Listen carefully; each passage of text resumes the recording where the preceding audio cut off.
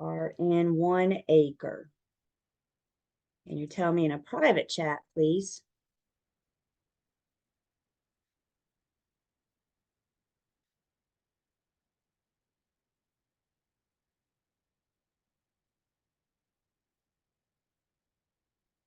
Morning. You're just joining us. You're telling me in a private chat how many square feet are in 1 acre. We remember the little saying. And I'd like to hear from everybody, please. So if you don't know, say IDK. But we're looking for how many square feet are in 1 acre.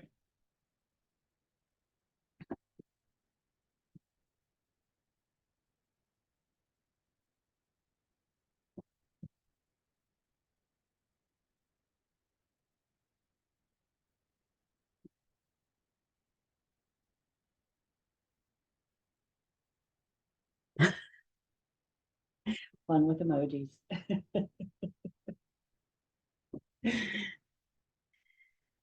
We need to know this number. This is an important number, not only for your exam, but also, I'll be honest, also in real life.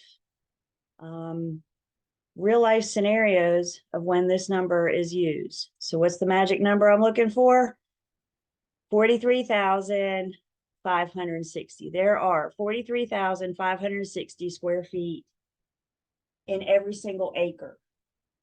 If you have more than 1 acre, you're going to have more than 43,560 square feet. If you have less than an acre, then you're going to have less than this number. We're going to take some time, kind of play around with this number.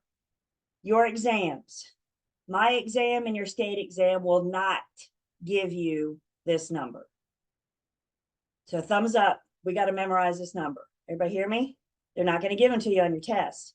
In the real world, I'll tell you where this applies. When you're out showing property and you look at some lot dimensions, and your buyer may stand there in the backyard and say, I see a lot dimensions, but how many acres is this? Well, your agent, their agent in the real world will be able to whip out your calculator on your phone and within a couple of seconds tell them how many acres are in this land. How do you look as an agent if you can answer that question right there on the fly? That's pretty impressive, isn't it? So important number, need to know. We're going to spend the first bit of Unit 4 math with this number. So we need to convert from square feet to acres. And don't get too bogged down in writing this out because we're going to see it in formula mode for just a second. But basically, when the problem gives you acres and they want you to multiply, or they want square feet, we're going to multiply. When the problem gives you square feet and they want acres, we're going to divide. T-bar fans, guess what I did? I have figured out a way to make this into a T-bar. I got to take a little twist from what we know. But if you're a T-bar fan, here you go. If you're not, I'm still getting you, don't worry. If we use our T-bar, instead of putting, because I don't have a rate or percent, all I have is our magic number of 43,560 that we just need to know. So let's take a twist on what we thought we know about the T-bar. And now in the bottom right, we're always going to put, did y'all just hear my absolute word? We are always going to put the 43,560 in the bottom right. Square feet goes on top. And then acres is in the bottom left. Again, if you're just joining us, I'm taking a little twist on the T-bar. And guys, remember my highly educated response. When do I divide? When do I multiply? Once again, I suggest working it both ways, keeping in mind that 43,560 always goes in the bottom right. If you don't remember on the exam, oh, square feet on top or square feet in the bottom, oh, I can't remember. Take 3 seconds, draw yourself 2 T-bars and work it both ways. That's the thing about having that constant in the bottom right. Does that make sense? That bottom right is a constant once we know that number goes there. So now I only have 2 other numbers to kind of play around with. All formulas go on a flashcard. You've got to know this number. You got to know what to do with this number again. They're not going to give you this number either exams. So everybody have this jotted down? Because of course it's no fun for me to tell you about it, right? We got to do something with it too. We don't read math. We don't talk about math. What do we do with math? We pick up the calculator and do something with it. So is everybody ready? Make sure your chats are set to private.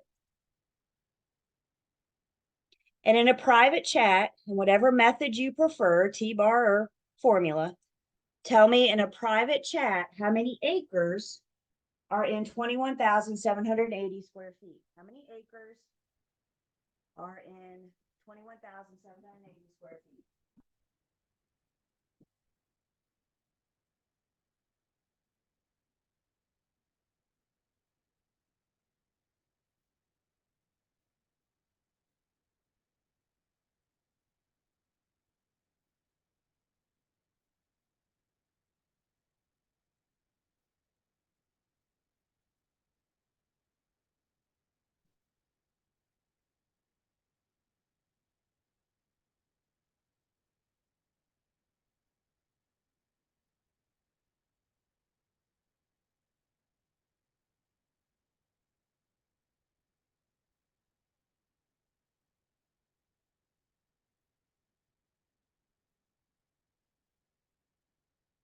About 30 more seconds and then we'll talk about it.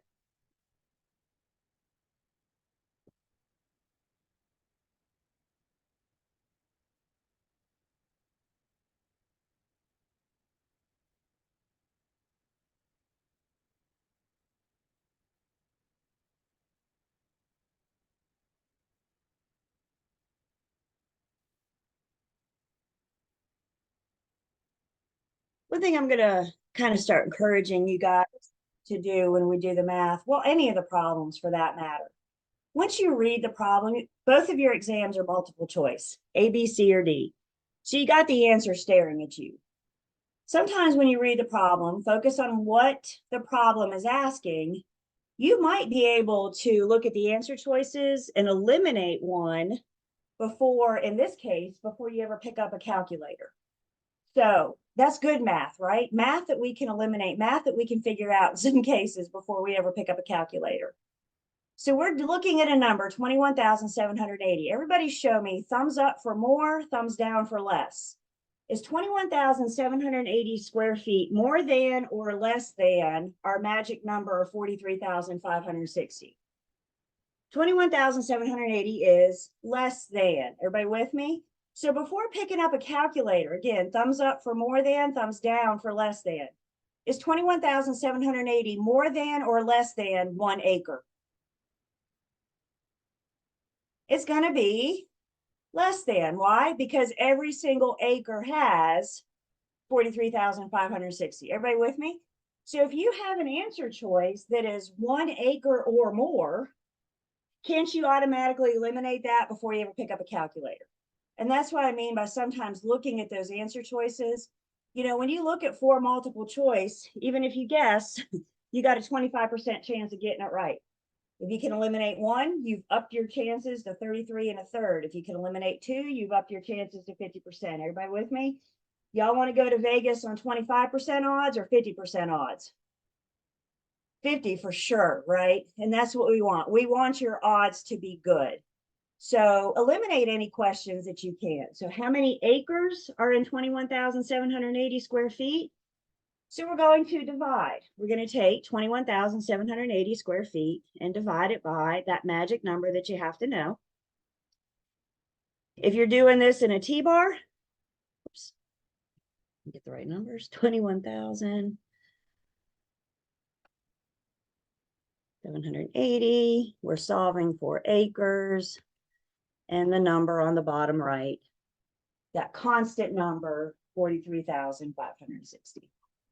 That fourth line on the T-bar means divide. So 21,780 divided by 43,560 tells me that this property, this tract of land, is 1/2 acre. Awesome. That's always my question to you guys. If you got it wrong, do you see where you went wrong? And that's what this is about. Perfect. Yeah, here.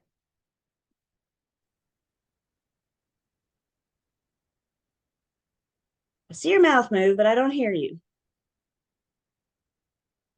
It says you're not muted.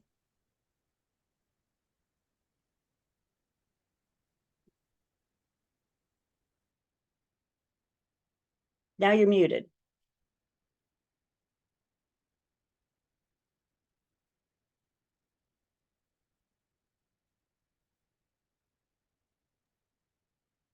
And press and hold a space bar if you have a computer. Space bar may help. Yeah, it may hold your space bar.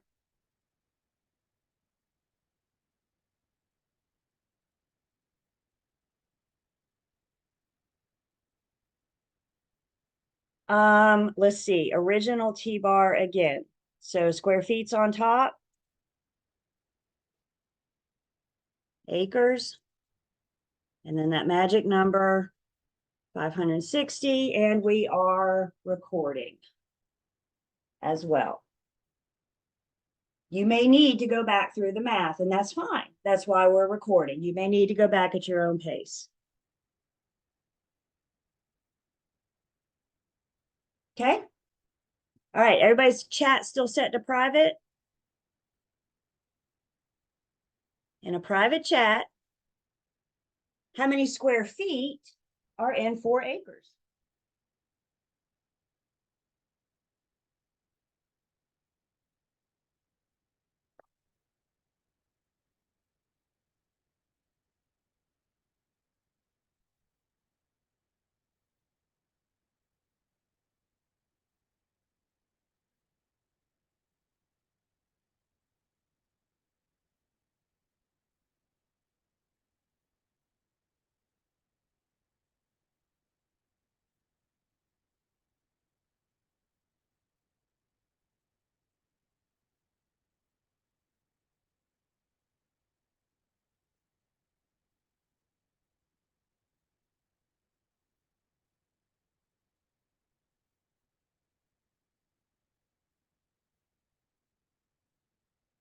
Thirty more seconds.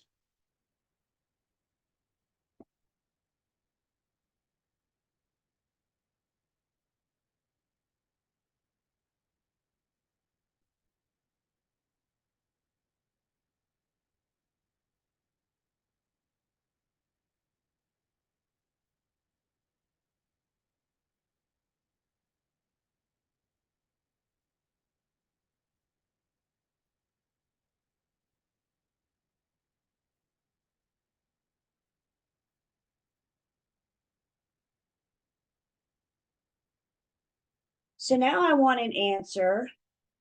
I want to know how many square feet are in 4 acres. Again, thumbs up for more than, thumbs down for less than. Is 4 acres going to be more than or less than 43,560? I don't know my answer yet, right? But I know that number has got to be bigger than, it's got to be more than 43,560. You guys take time on test questions to breathe and read. Read and breathe, breathe. See how that rhymes and everything. Read and breathe, breathe and read.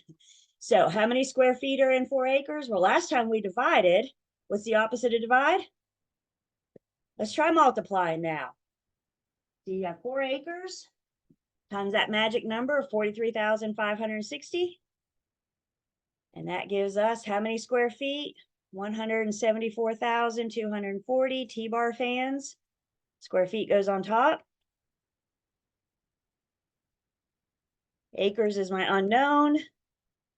And then the constant, instead of rate or percent, taking a little twist, taking the T-bar and giving it some flair. That constant at the bottom is 43,560. So how many square feet? Oh, I didn't do that right, did I? I took the answer. So 43,560. We knew going into this, there it is, that there were 4 acres and we were solving for square feet. So the other way you did it, that would be a good way to check it, right? That would be a great way to check it. Yes, yes. The only reason I knew that is because I already put the answer up. So yeah, but you're exactly right. Regina, I appreciate you saying that. When you think you get an answer, why not throw down, if you're not sure, throw down a T-bar and see if it works. Remember, the T-bar gives you 3 formulas. So if 174,240 divided by 4 equals 43,560, you're right. If that number divided by 43,560 gives you 4, if 4 times 43,005, you see what I'm saying? It all works together. So once you solve for that X, it's going to work no matter which way you do it. And that's a great point, Regina. Thank you. I think I mentioned last week, it's worth me mentioning again. You guys will probably hear me say it 4 more times. On your exams, both of your exams, always, there's my absolute word again, save the math for the last. Once you do everything else on these exams, then you pick up your calculator and do the math. Because you could spend a lot of time flipping these numbers and multiplying and dividing and seeing what works and staring at a blank piece of paper, right? Don't waste precious test time. Remember, you guys, we are not stressing out about the math.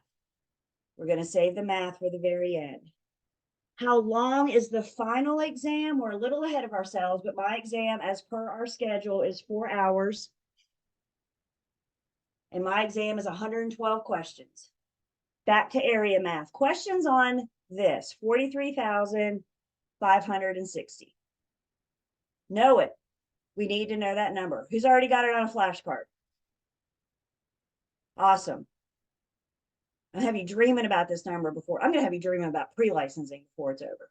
You know, waking up in the middle of the night, 43,560. Awesome.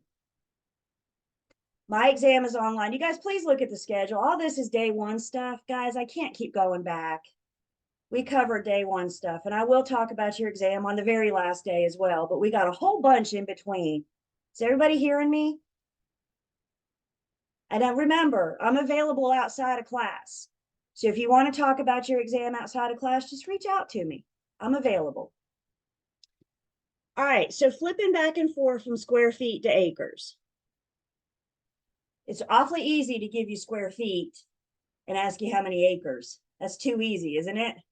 So guess what? They may not give you square feet. We may have to find square feet.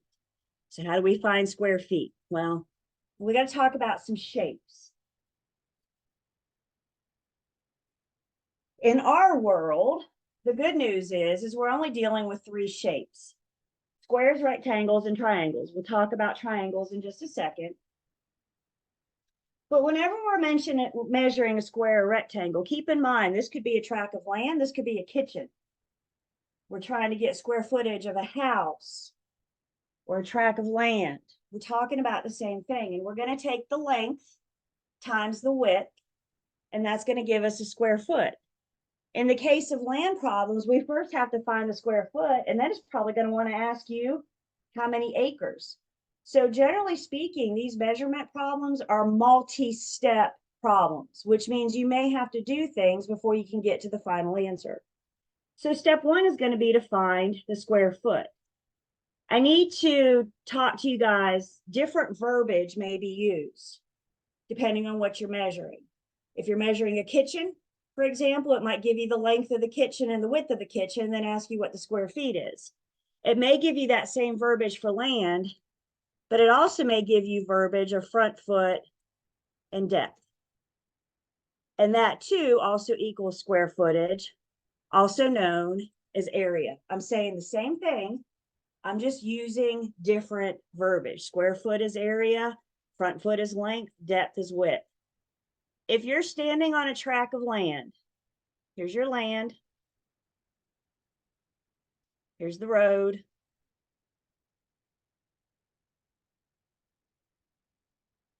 if you're standing on a tract of land, the part of the land that runs parallel to the road is the front foot. The piece of the land that runs parallel is also referred to as your front foot.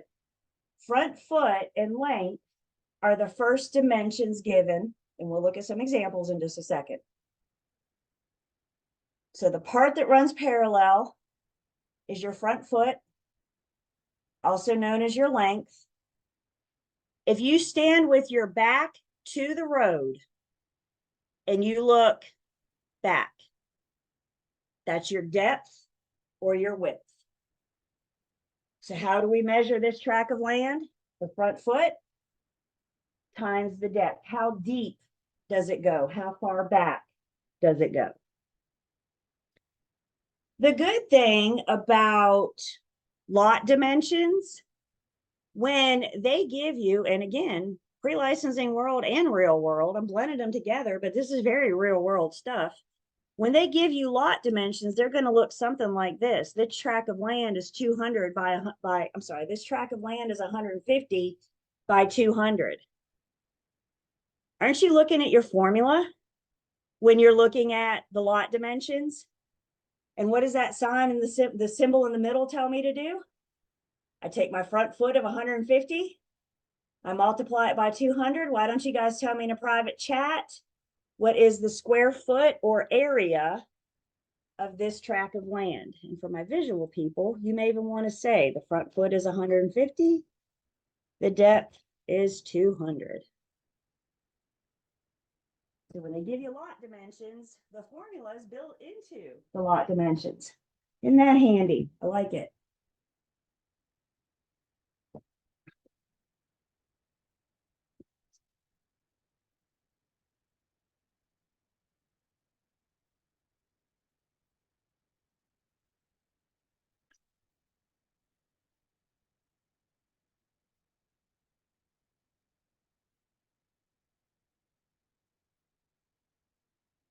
Weigh in.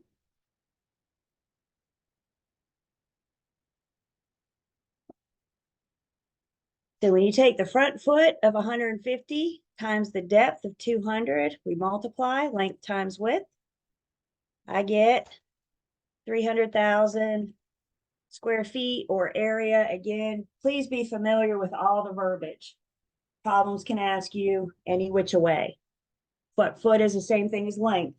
Width is the same thing as depth. Square foot is the same thing as area. It's all in how it's said. Now that we have square feet, could we convert this to acres?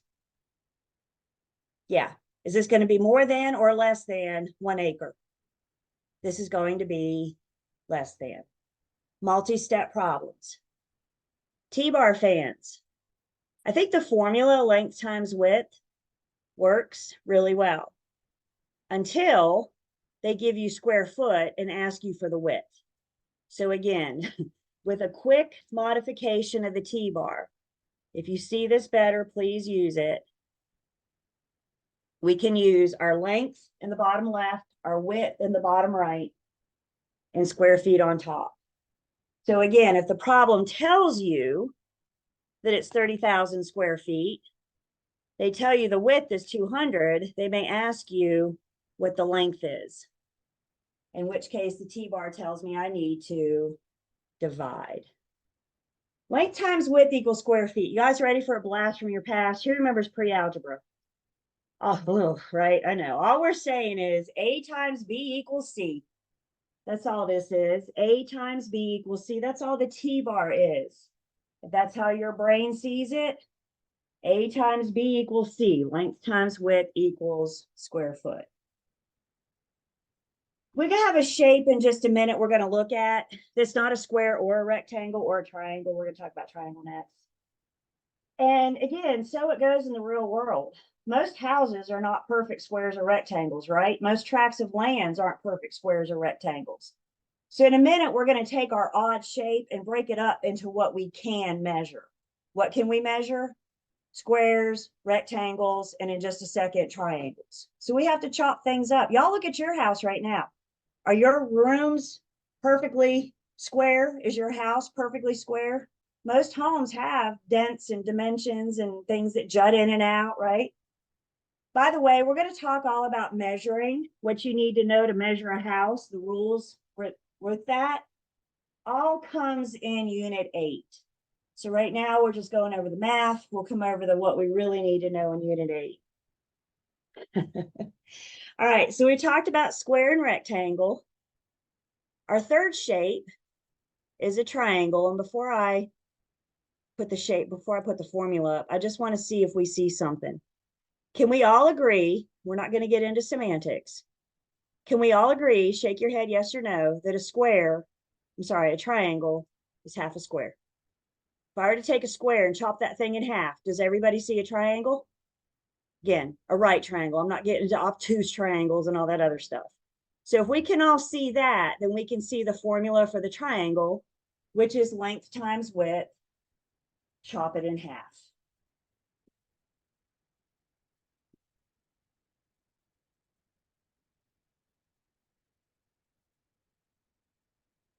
Length times width, if you're using the T-bar. Up down line means multiply, length times width gives you square foot. Take that square foot, just like we did with our square, chop it in half to get a triangle.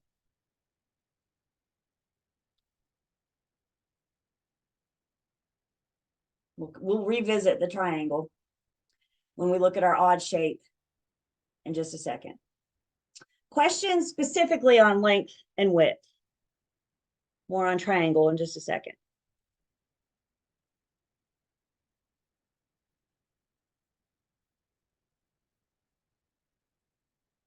Are those chats still set to private? So tell me in a private chat, here's a picture, study your picture. Tell me what the front foot is, tell me what the square feet are, and tell me how many acres.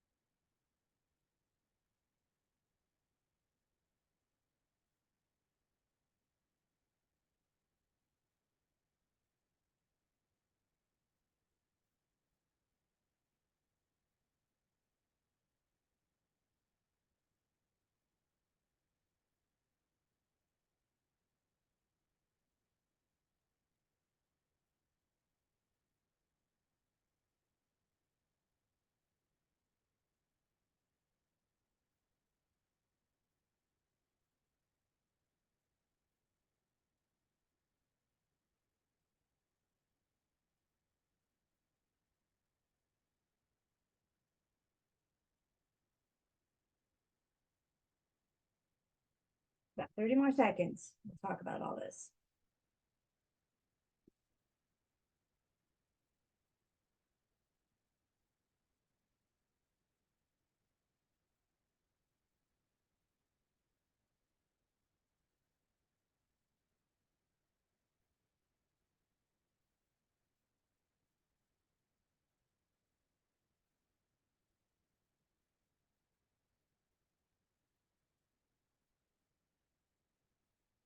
Okay.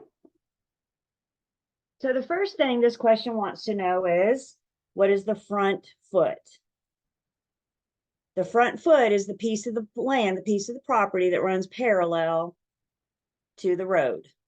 It runs adjacent, it runs along the road. So how many front feet? And this one we have 150. 150 front feet. 150 feet run parallel to the road. Questions on that?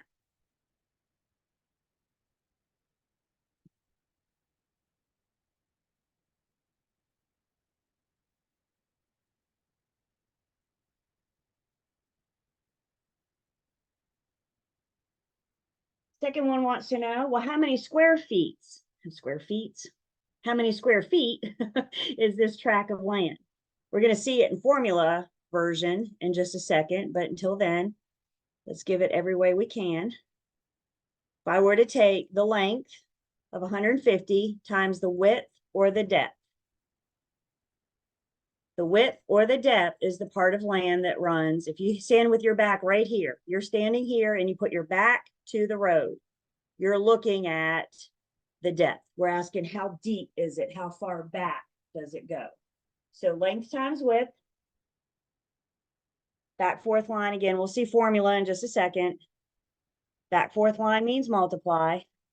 We take length times width, we're going to get 7,500 square feet. And then the last one wants to know how many acres. Is this tract of land more than 1 acre or less than an acre? It is less than by far, right? And again, we'll see it played out in formula. But for my T-bar people, we know 43,560 always goes here. I have 7,500 square feet. Back fourth line in the T-bar tells me to divide. So we take 7,500, divide it by 43,560. How many acres? I'm getting 0.1721763. If you want to round, that's fine. Please go out 2 digits. Don't get too tight with your rounding. Always go out at least 2 digits. 3's better. Formula people, there you go. 150 front feet. Length times width tells me there's 7,500 square feet. Square feet divided by 43,560 tells me there's 0.17 acres. Converting square feet to acres, acres to square feet. Multi-step problems. Questions? I have a question. So the T-bar, the different, I guess, formulas can be used in one math problem. Because we just Multi-step. Yep. Yep. That's exactly what we mean by multi-step. So first I had to find the square feet. So I need a formula to find the square feet, right? Now that I have that square feet, now I need to find acres. So 2 formulas, 2 T-bars, however you see that.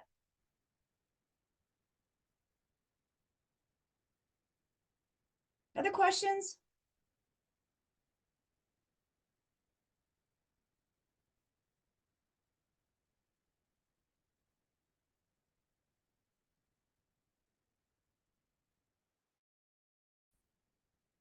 So again, you guys, you're out showing this tract of land that we're looking at right now, and you're out showing it. And you hear your buyer kind of say to themselves, I wonder how many acres. I need to find out how many acres. Can't you whip out your calculator? You got the property information sheet with you or on your phone or nearby, because your buyer might ask some questions while you're showing them property. So you want to have the information. You pull up the lot dimensions. You see they're 150 by 50. You can tell them within a couple clicks how many acres are in this tract of land that they're looking at, thinking about buying. Kind of makes you sound like you know what you're talking about. I do want to address, there's a question in Unit 3. It's a measurement question. I don't know why it's in Unit 3, but it is. And the question, a lot of you have seen it. I think I heard from a few of you this weekend about it, because it's a thinker. But the question in Unit 3, it's giving you, they're doing a special assessment, and they want to know how much they're going to charge the homeowner. And the very last calculation, when you go to the answer is in the back of your book, the answer key in the back of your book. The very last calculation takes the square footage and divides it by 2. And the question I get is, why did they divide it by 2? Anybody come across this one yet? Why did they divide it by 2? The reason being is because somebody owns the tract of land across the street from you. So you're not responsible for the whole tract of land. You're going to only be responsible for half, because somebody else has responsibility for that piece of the road as well. Does that make sense? So that's why you divide it by 2. Just make a note, it's in Unit 3. I don't know why it's in Unit 3, but it is. So I do want to address it. So whenever you're paving a street or doing a special assessment on a road, whatever they assess you at, you only get half the cost because you have a neighbor. Questions, square feet, acres. We're going to do a couple practice problems as well in just a second.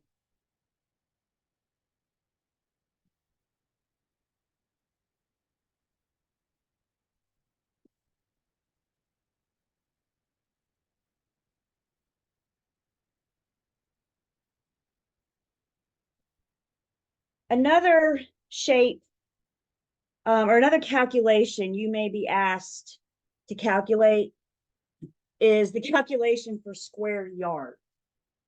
There are 9 square yards in square feet. So step 1 is to find square feet. How do we find square feet? Length times width. Length times width gives us square feet, and then to find square yards, you just divide by 9.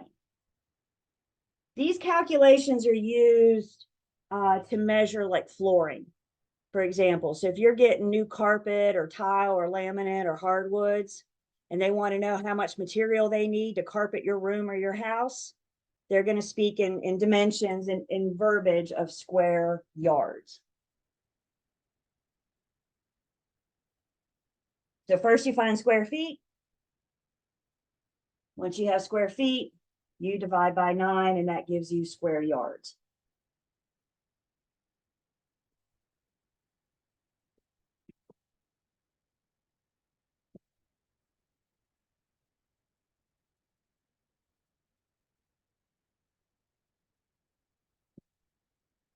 Also with area math comes understanding some verbiage, just some things you may hear out there in the streets, talking to various peoples, and how that translates, how we can, what it is exactly we're saying. So for example, some verbiage you might encounter. You might hear somebody talk about cost per square foot. You might hear somebody talk about cost per acre.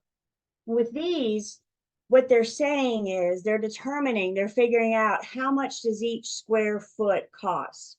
Labor, supplies, overhead. So if you wanted to remodel your kitchen, the contractor may come in and say the cost per square foot to remodel your kitchen is X amount. Same thing with cost per acre. How much does each acre cost? So let's look at a couple examples. Let's say, for example, you're wanting to remodel that kitchen, and they tell you the cost to remodel the kitchen. It's going to be a nice kitchen. Let's have us a nice kitchen. If we're going to do it, let's do it right, right? So the cost to remodel your kitchen is $30,000. And let's say your kitchen is, how many square feet do you want in your kitchen? It's a big kitchen. So let's have a kitchen of square feet, 250 square feet in the kitchen. Remember what we said back in unit 3? What's that word per mean in a word problem? Sometimes in a word problem, it means divide. So when you hear cost per square foot, they're giving you the formula. The cost of the kitchen is $30,000. There are 250 square feet. So what's the cost per square foot? How much is it going to cost you per square foot to remodel this kitchen? Each and every single acre, that's a nice kitchen, y'all. Each and every single acre is going to cost $120. Again, it's the verbiage. Cost per square foot. Cost per acre works the same way. Let's say you have a huge tract of land. It's $500,000. What's this whole tract of land cost? $500,000. And there are 12 acres.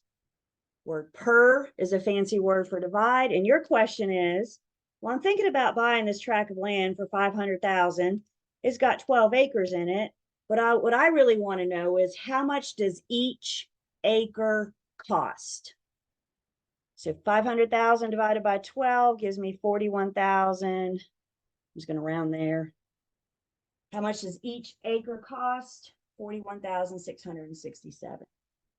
Again, the verbiage, being familiar with the verbiage, the speak, if you will, tells us what to calculate, what it is that we're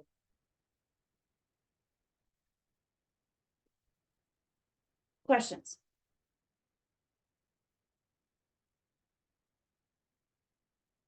So again, what if your buyer wants to buy these 12 acres and then they want to subdivide them? And they look at you and say, if I were to subdivide these, can you tell me about what I could sell each acre for? Well, the cost of the land divided by the number of acres, and you just told them they could sell it for about 41,667. You guys with me? That's what we're saying here. What would each acre go for? What would each square foot go for? Cost per.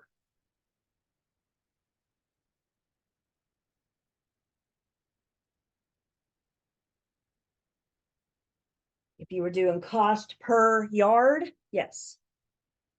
So then you would take that, well, that's acre. So then you would take the square feet of 250 and divide it by 9 to find square yard. Square feet divided by 9.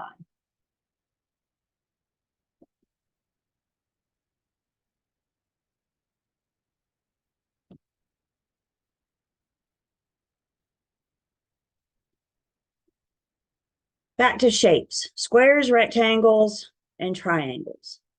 And where we're going to talk about something called a trapezoid. What the heck is a trapezoid? A trapezoid is actually 2 different shapes. We're going to see a rectangle, and we're going to see 2 triangles. Remember, I don't have a formula to measure a trapezoid. I don't have a formula to measure a circle or an irregular room or home. So the best we can do is take the formulas that we know. What do we know how to measure? Squares, rectangles, and triangles. Take those formulas and make them into shape, or take that area and make it into a shape. Before we pick up the calculator and do the math, let's talk about when in the real world we might see a trapezoid. And the best example I can give you of a trapezoid is a bay window. So for example, you have a bay window, like this is the kitchen. And if we were to do an aerial view, you have a piece of the kitchen, for example, that juts out from beyond the home. And there's your bay window, and that's the square footage that we need. Not all bay windows count in our total heated living criteria. A general rule of thumb that we're going to learn in Unit 8, if you can walk on it and it meets the criteria, then we can count it. So the bay window, I can walk out on this bay window, right, that we're looking at. So I could count that. But what if the bay window had like a bench, somewhere to sit on instead of somewhere to walk on? You guys with me? So not all bay windows are going to count your total heated square footage. Again, more on what counts and what doesn't when we get to Unit 8. So now that we know what the heck we're dealing with, what a trapezoid is, let's turn, you guys can all turn to your books, page 83. And we see a trapezoid in motion. So you have your bay window. And the problem tells me that the top part is 6 feet. The bottom base is 10 feet. And then each side, or each height, I guess, top to bottom at the highest is 4 feet. So what you're looking at on my screen is pretty much what you have in your book. And the first thing I did, just naturally, is I took those dimensions and I created a rectangle. I took my trapezoid, I took my bay window, and I created a rectangle and 2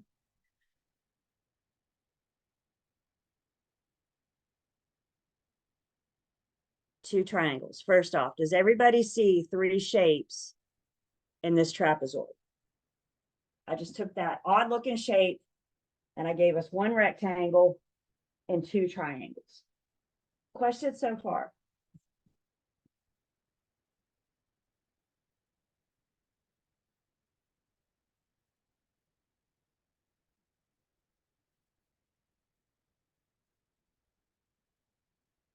So now we have shapes that we can measure, that we know how to measure. So the first shape I can measure is my rectangle, which tells me length times width of the rectangle, 6 by 4.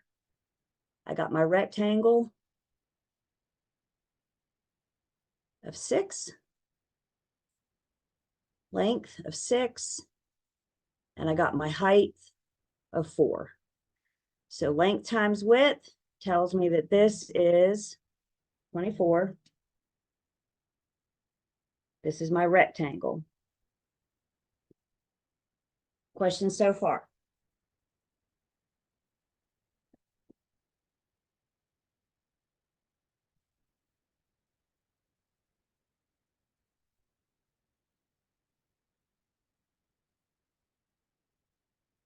Can we all agree? I just used up part of this trapezoid by measuring the rectangle. I've used up this piece of it. Does everybody see that? We just figured out that section is 24 square feet.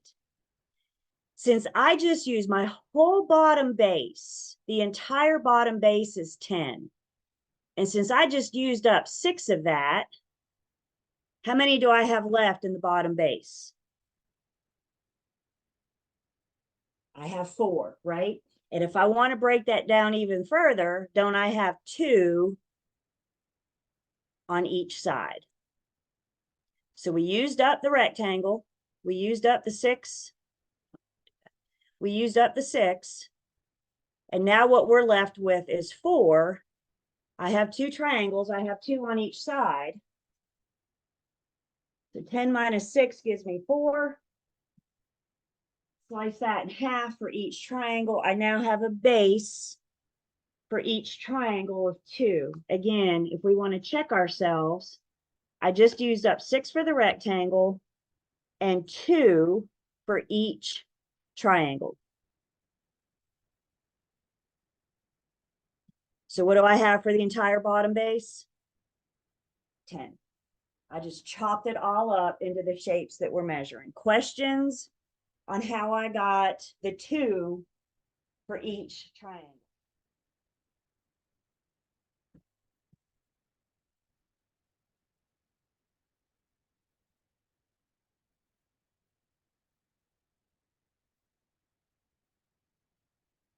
So now I have a triangle I can measure. How do we solve for a triangle? Length of the triangle times width of the triangle, and then divide it by 2. Divide it by 2. So 2 times 4 is 8. Divide that by 2, and I get 4 for each.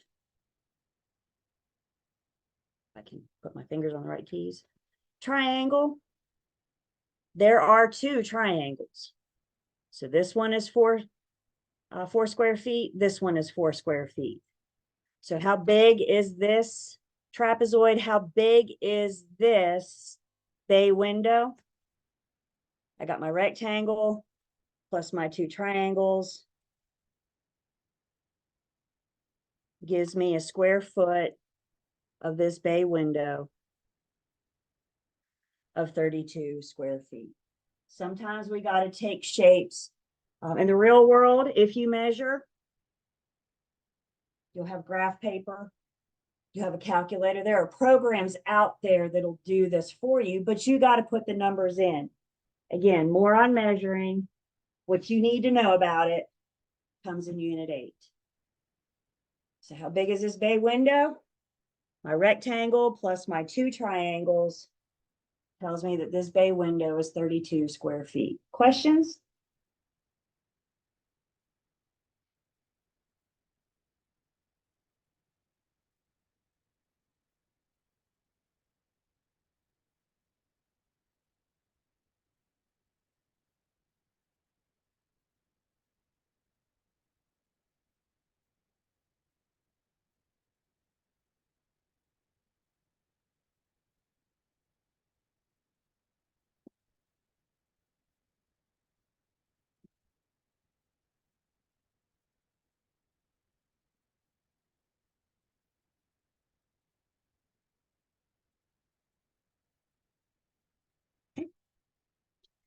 I know I'm just a little bit early for break, but the last piece of this, I got a couple problems that I want you guys to work. You're going to tell me A, B, C, or D.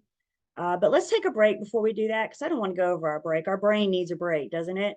So let's go ahead and take 10. We come back. We're going to work a couple. I'm going to let you guys work a couple problems. And then we're gonna move on to unit 5. So let's take 10.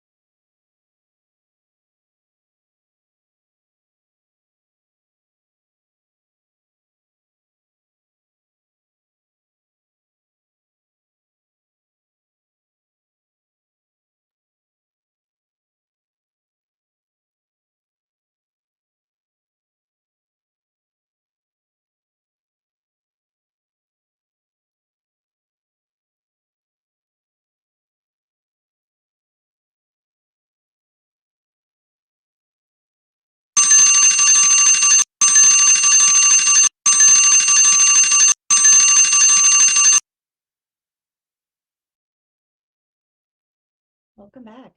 There haven't been any ominous signs.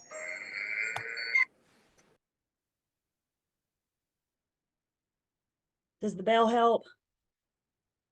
Kind of get you running. If some of you are struggling with the bell, you may want to set the timer on your phone, like 9.5 minutes or something, so you know it's time to get back. Does that make sense? I get it.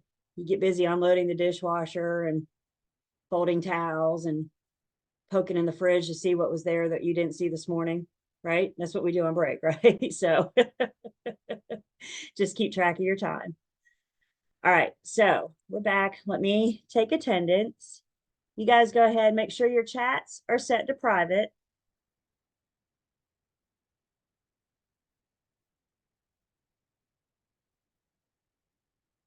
And you guys are going to tell me in a private chat, A, B, C, or D.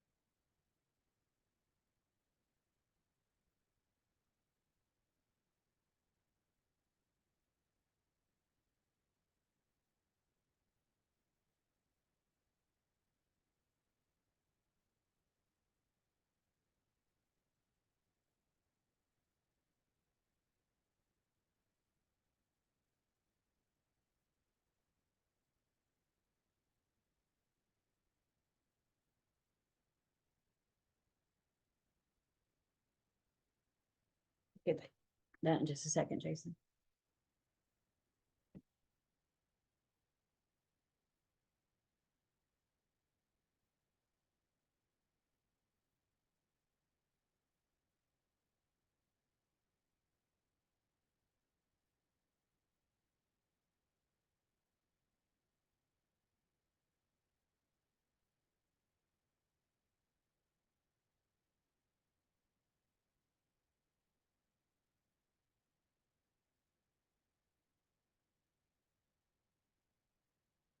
Thank you.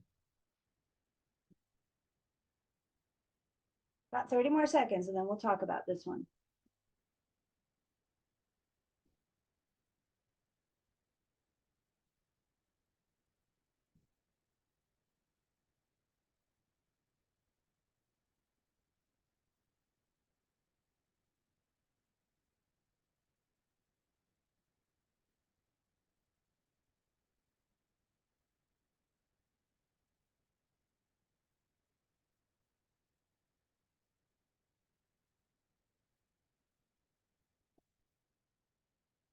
So while you guys are finishing up, I got a great question in. Is cost per front foot something that people care about in the real world?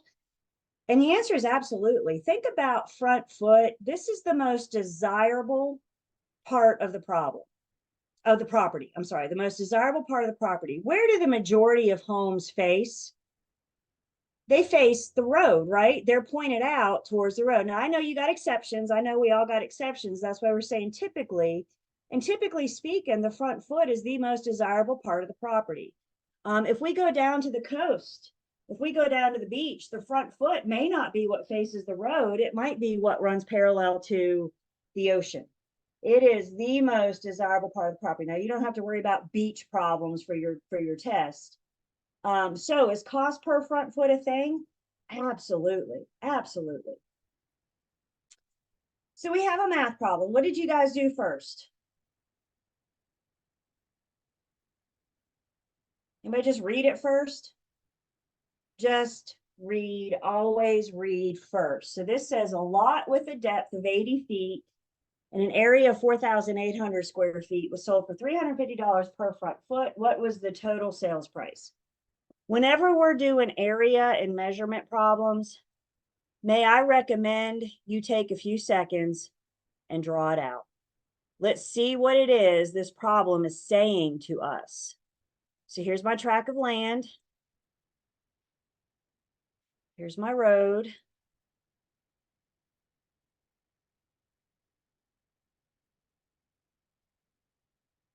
I have a total of 4,800 square feet.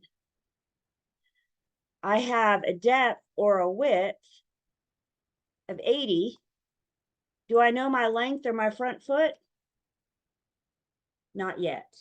But by drawing it out, by taking what we just saw in the problem, doesn't that help me better identify what it is I'm looking for? Doesn't that help me identify what it is that I'm missing to help me know where I'm going to go? So again, you guys, I suggest taking a minute with area and measurement problems, taking a minute and drawing it out. Because as you guys start doing practice problems, you're going to have tracts of land with a river running down the middle of it, for example. I think it helps if you can see that, if you can see that river. Everybody with me so far? Who else is a visual person, a visual learner? Good, draw pictures. Let's see it. Questions so far. You may use scratch paper on both of your exams. My exam and the state exam. We're not going to ask you to do math without scratch paper. So in order to find this front foot, or the cost per front foot, don't I first have to find the front foot? That's what we're looking at here. I got to divide something now, which is where I find the T-bar very helpful. It's going to help me know what to divide. My length is my X. I know my depth is 80. And I know I have 4,800 square feet. That fourth line on the T-bar tells me to divide. Divided by 80 gives me how many front feet? I have 60 front feet. I have now completed my picture. Does 60 times 80 equals 4,800? What do y'all think?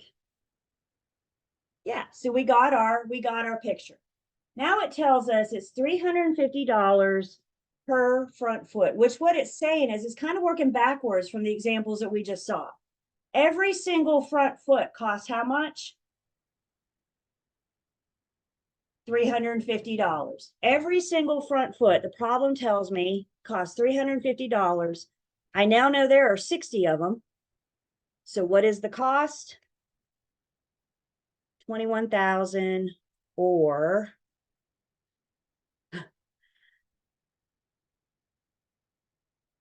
A.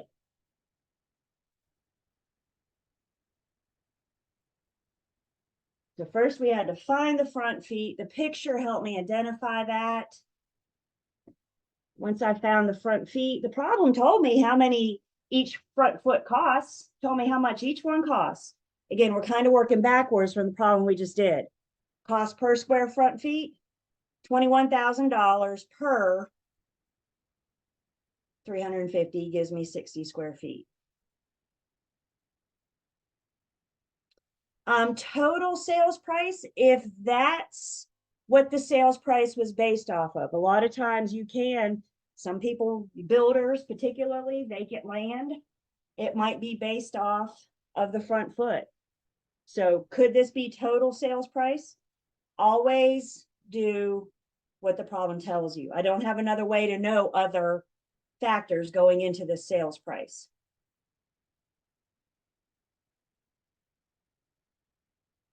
So it could ask it either way. Yep. And again, you guys, this is where practice, the problems can ask you several different ways. It all goes back to having the basics, the understanding. Questions on this one?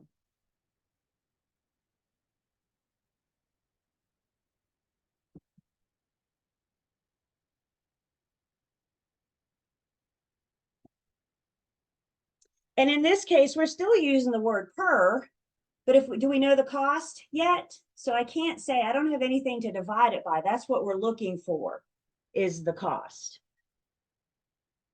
So now I know 21,000 divided by 350 gives us 60. And that's the cost per square foot. Everybody needs more practice. How many of you just met this 20 minutes ago? Exactly. Exactly. Practice. Okay, let's do another one. Again, tell me in a private chat, A, B, C, and D, or D, A, B, C, or D. Draw it out. Draw your pictures.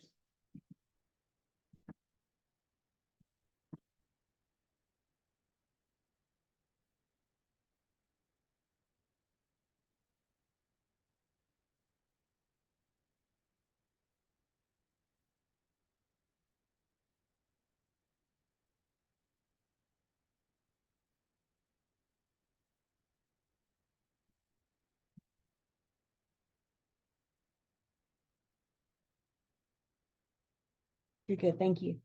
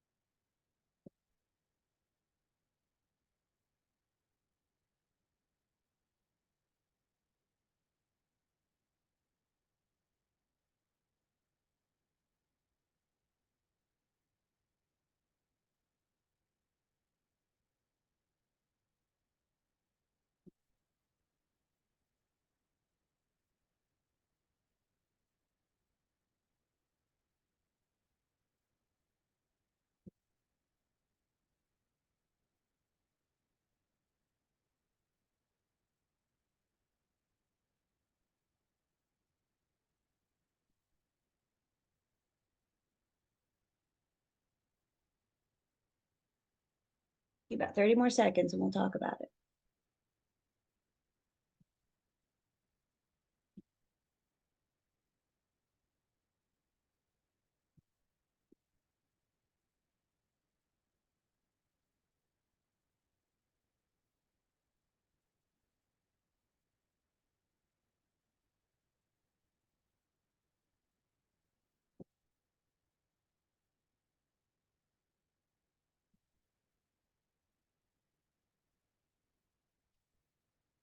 So what did you do first? Just read, read and breathe. So how many acres are contained in a rectangular land parcel that has a length of 175 feet and a depth of 685 feet? Truth be told, that means absolutely nothing to me. How can I make that make sense?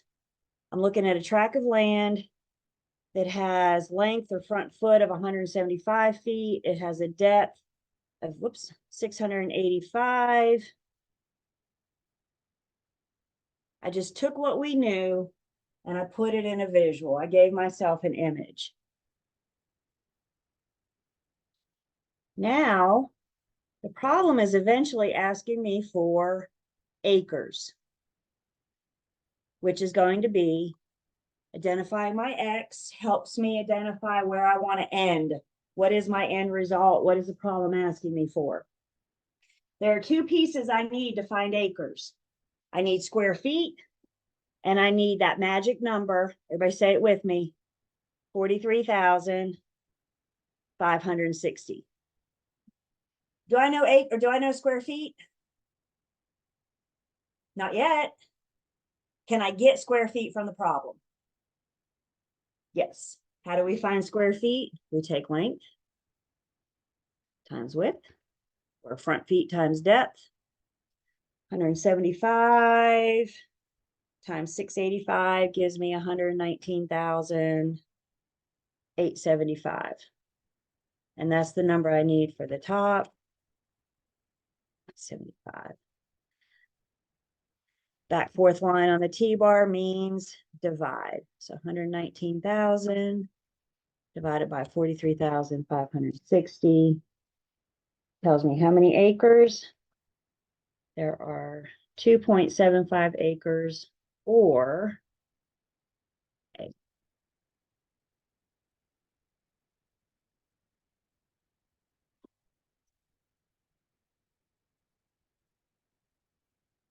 questions?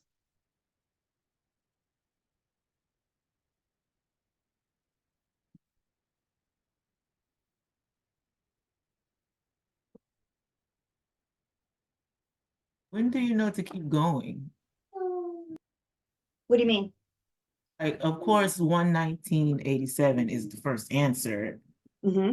So what makes you know to do the second step with the 43,560? Because the problem wants to know how many acres. And I can't solve for acres until I first find square feet.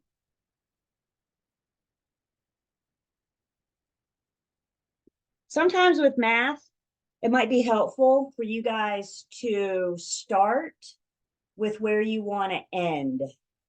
And what I mean by that is set up your T-bar, set up your formula, whatever, but identify your X first.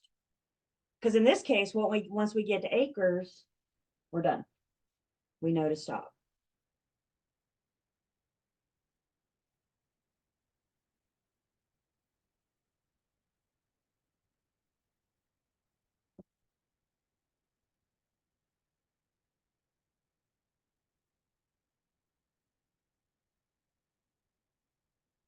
Other questions?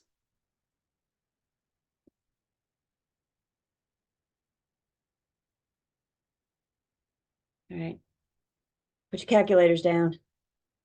That gets us through Unit 4. We started it last week talking about property descriptions, the 4 different property method descriptions, meets and bounds, rectangular government survey system, recorded plat, and referencing a previously recorded deed. All those key terms are back on page 71. Key point review is on page 81, the summary. Then you have a student quiz that does include some math at the end of Unit 4 on page 82.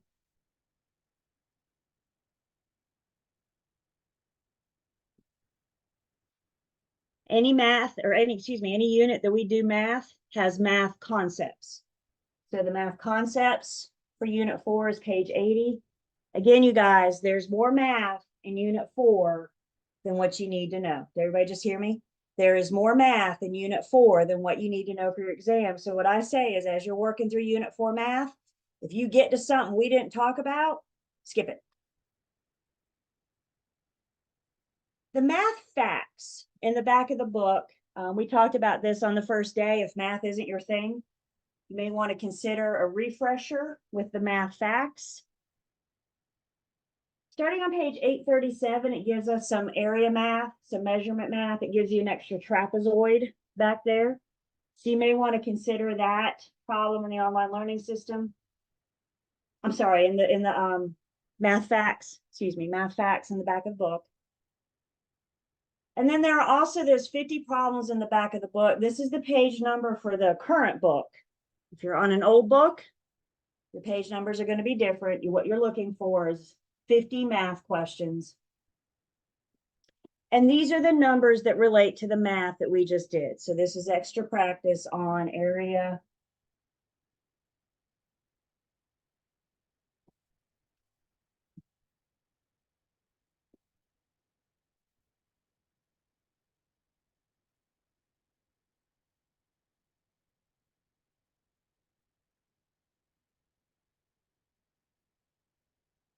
And we also have, I'll come back to this in a second if you need, but we also have in the online learning system, and actually I think it's, yeah, it's under the unit 5.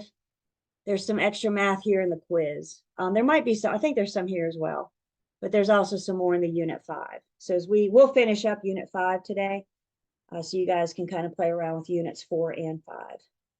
Are these assignments we have to do? Absolutely not. You guys don't have to do anything.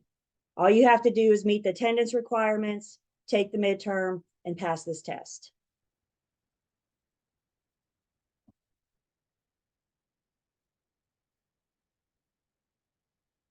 I have a hard time understanding why you're not, if we're trying to practice and get this math. But hey, if math isn't your thing and you've decided to skip it, then do that. Don't spend study time on it. Is everybody with me? You guys need to be, again, we're channeling that inner high school student so we know what our strengths and weaknesses are. We're relearning how to study. I think we've all agreed with that. We're relearning how to study. And it's about finding what works for you.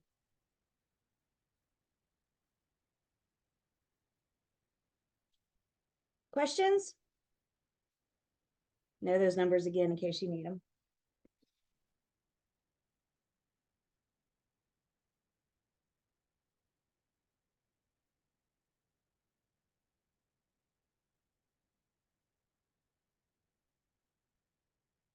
Oh, didn't mean to do that so soon. Sorry. I'll go back on break if you need me to.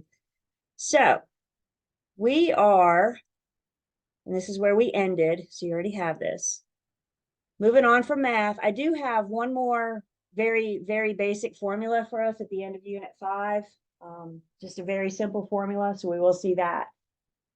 We are done with math now, other than this formula at the end of unit 5. We'll be done with math until unit 8. So you guys have a couple weeks. I suggest you take this time and do unit 3 math, unit 4 math, get a better handle on that before we introduce you to new math in unit 8. Break this down into pieces, break this down into chunks, instead of waiting till the very end and trying to learn all the math at once. By the way, the math we get to do in unit 8, that's fun math. That's calculating your commission. Fun math.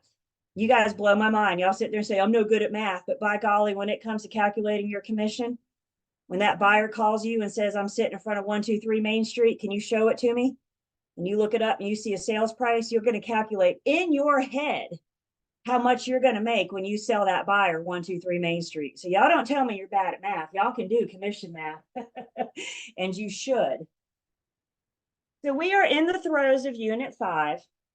We've talked quite a bit. We're through most of it.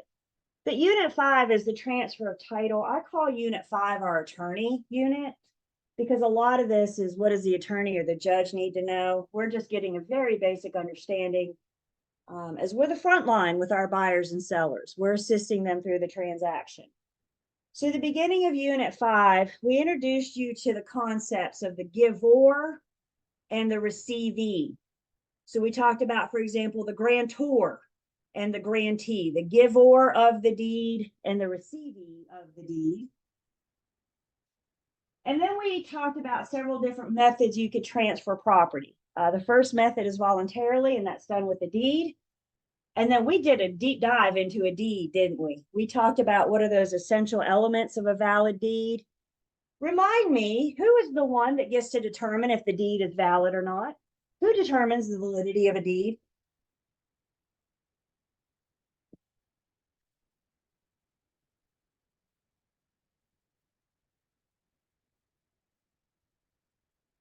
Yeah. Yeah, the judge gets to determine the validity of any document. The judge gets to determine. So when we talk about on page 87, is this deed valid or not? What we're saying is these are the essential elements. These are the things that the judge is looking for. I always like to compare those essential elements to required cake ingredients. If you don't have egg, you don't have a cake, right? If you don't have these essential elements, these required ingredients, then you don't have valid cake. Over on page 88, then, we talked about the things we like on the cake, the things that make cake better, icing and sprinkles and whipped cream. So there's essential elements, i.e. what is a judge looking for? And there are non-essential elements. Most of those are present in most deeds, but that's not what the judge is looking for. Then we talked about a couple different types of deed. The most commonly used one is that general warranty deed. We have some other deeds for other purposes.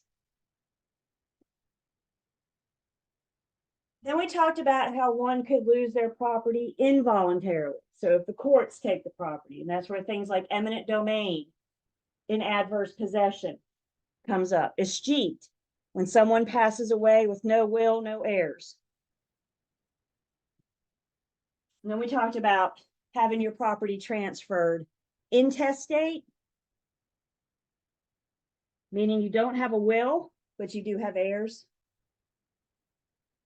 And then we talked about transfer of the title, transfer of the property by will.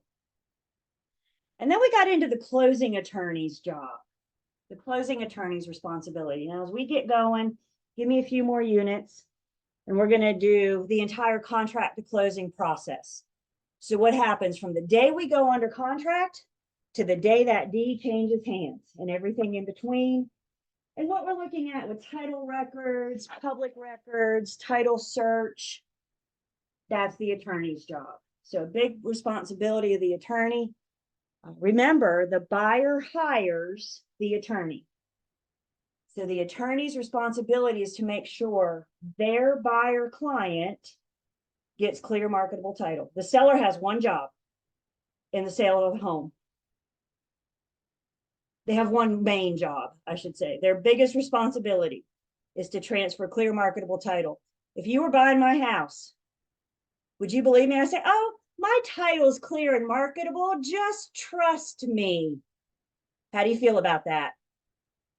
And how do you protect your interest? How do you make sure I know that I'm speaking the truth? You hire an attorney to do a deep dive in the deed and verify what I say. Does that make sense? You can ask any seller to check a box. Is your deed transferable? Yes or no? It's the attorney that is the one that gets to determine that. So then we talked our way through the Marketable Title Act. Again, it says the attorney can go back for 30 years, and if they can't find any issues, then they can call the title marketable. If they do find an issue, if they do find a kink in that chain, then they may choose to go back 30 years.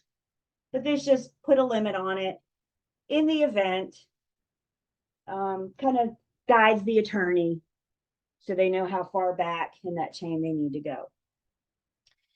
So last week we had a lot of what ifs.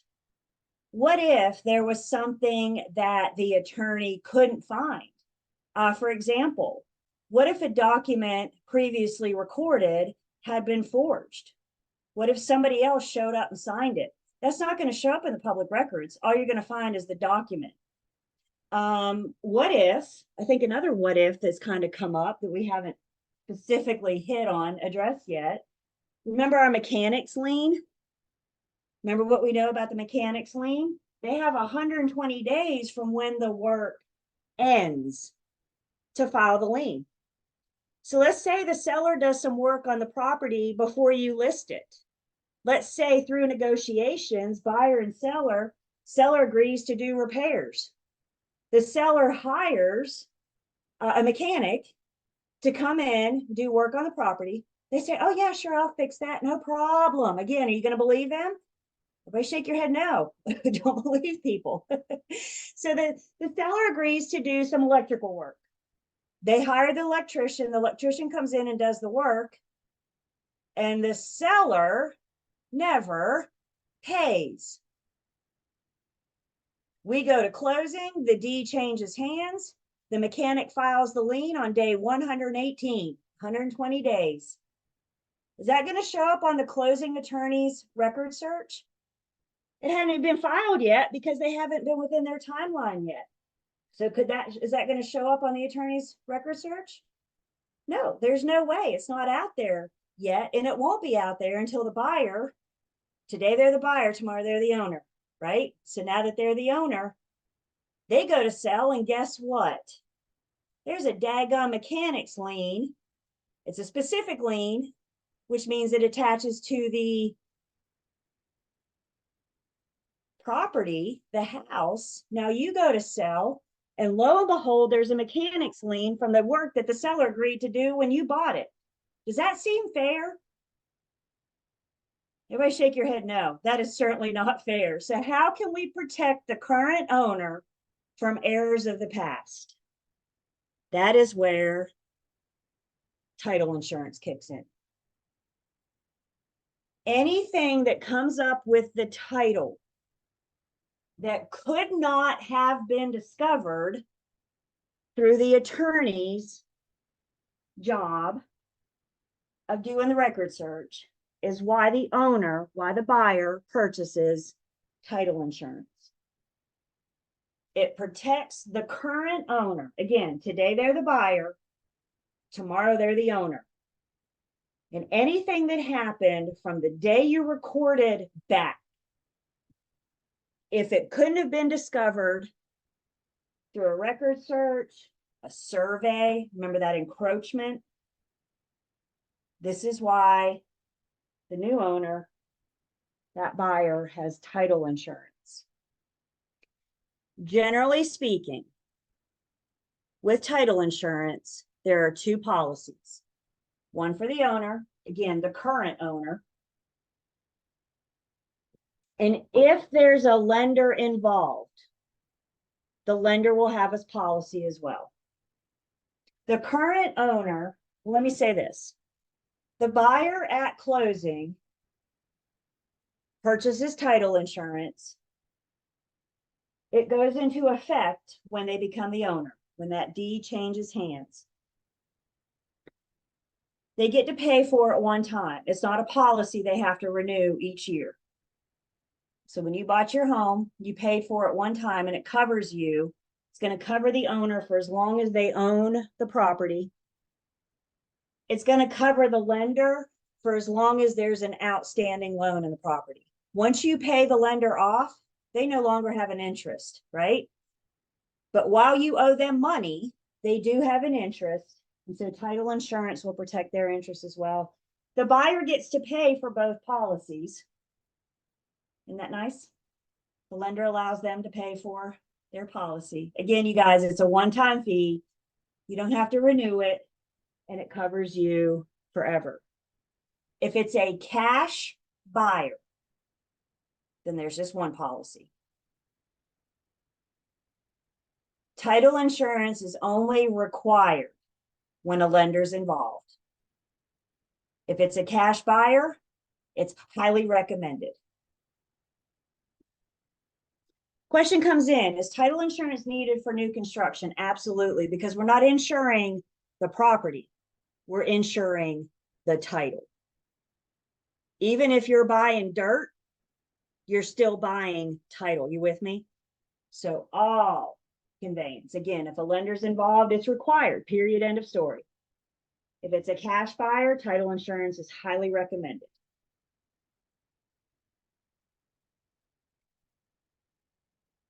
So back to the closing attorney. They've done this very thorough search of the public records. If they found anything, they're getting with the seller to correct it. Maybe it's money they have to pay at settlement before they get paid, all those lien holders that are standing in line with their hand out. Maybe it's an encroachment that was discovered through the buyer's survey. All issues with the title have to be cleared up with the help of the attorney before the seller can convey, before the deed can change hands. So determining whether or not this is an insurable title, we're going to look at a few examples, is the closing attorney's responsibility. Remember what we said, public records are made available to who? The public. You all could do an own public record search on your home this afternoon after class if you wanted to, yes? You can't offer your opinion of title. You can't order title insurance. That is the closing attorney's job, offering opinion of title. Yeah, just let the attorney do their job. Just because we can doesn't always mean that we should. And quite frankly, if I offer my opinion of title, the title insurance is going to say, who are you? They're not going to take my opinion. That's only an attorney. So the attorney, they're the ones that order title insurance. It's one of the last things that happens before that deed changes hands. Again, we're going to go through that entire process, contract to closing. So let's look at a couple examples of when title insurance may or may not kick in. So after the title policy is issued, it is later discovered that a previous deed to the previous owner was forged and is thus void. Title insurance will indemnify or help the buyer because this title defect existed prior to the effective date and it was not discoverable. There's no way that the attorney through the public record search could have said, oh, clearly that document is forged. When it comes up later, if it comes up later, this is why you have title insurance. May it be it comes up tomorrow, may it be it comes up when you go to sell. It's going to cover the owner for as long as they own. Let's look at another example. Buyer's buying a home and they decline to have the survey done. After closing, the buyer discovers that the neighbor's garage encroaches their property by 2 feet. Title insurance isn't going to cover them because title insurance is going to say, had you had a survey done before you closed, we would have found this encroachment and the attorney would have addressed it. Everybody with me? So because you chose to waive that survey, I'm not going to help you. So back to the importance of having surveys done. Not only does it help us identify the property lines, exactly where the property lines are, but it also allows title insurance to help us out. Again, had we had the survey done, that encroachment would have been discovered. The seller would have had to clear it up before that deed changed hands. I only know 2 ways to deal with an encroachment. In this case, either tear down the garage, create an easement, give it permission to be there. Doesn't matter. The seller has got to clear it up. The seller's got to make it right. However, if the buyer never had a survey done, we know nothing about it. Title insurance isn't going to cover you. Questions on title insurance?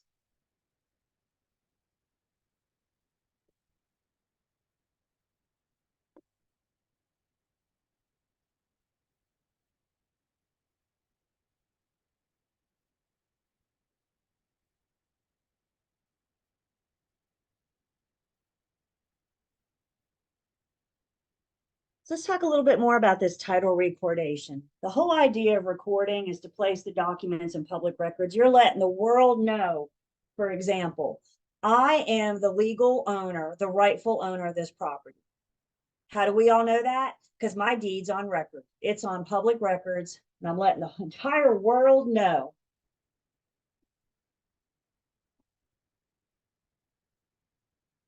Recorded interests have a higher priority than non-recorded interests. It's a race to record.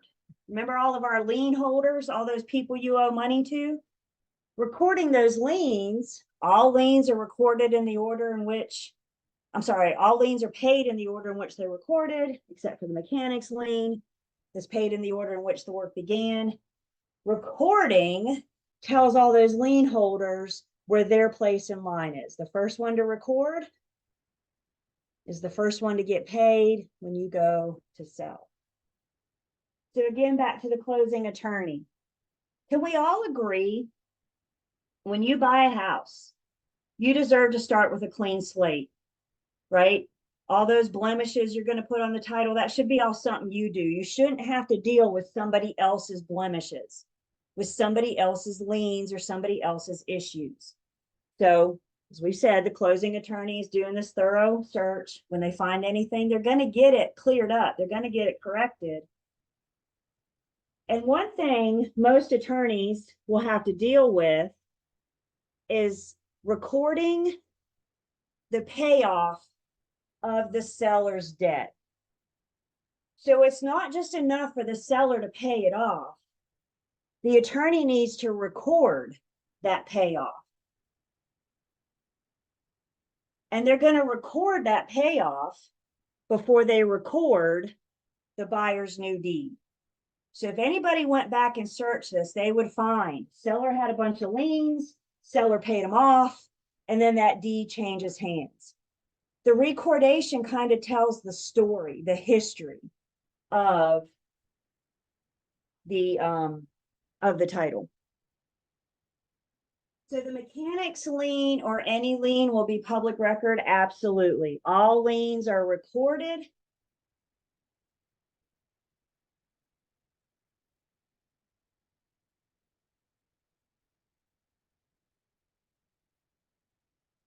So the attorney pays off the seller's mortgage, and then they record the deed, the lien satisfaction, pays off the mechanic, records the deed satisfaction, lien satisfaction. All that is handled and addressed, and then they record the buyer's new deed so they can start with a clean slate. Now, all this talk about recording, there's an important act, super important act. We danced around it last week, but we need to know, we need to spend some time on something called the North Carolina Connor Act. North Carolina Connor Act says that there's certain documents, we're going to look at those documents in just a second. There are certain documents that must be recorded. Connor requires documents to be recorded. And the whole reason they require these to be recorded is so that they're enforceable against third parties. How do you protect your interest in this property? You put it out there on public records for the world to see. So anytime we record, it's because Connor said so.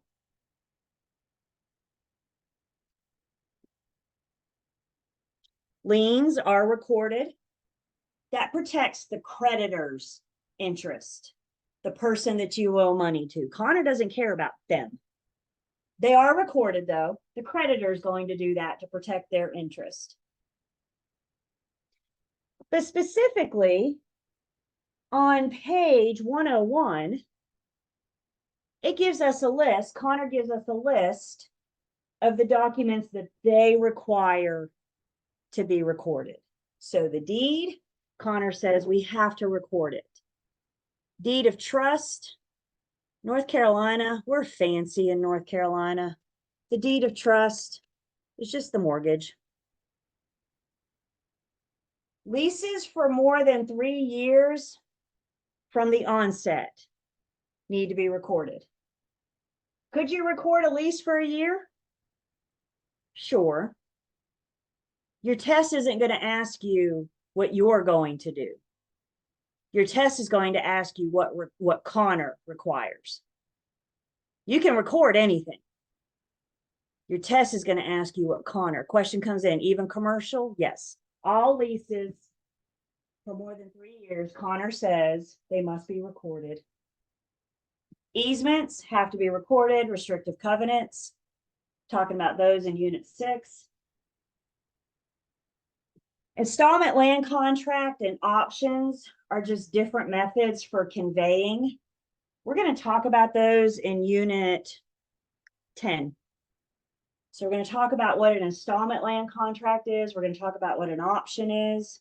Right now, just know Connor wants those recorded.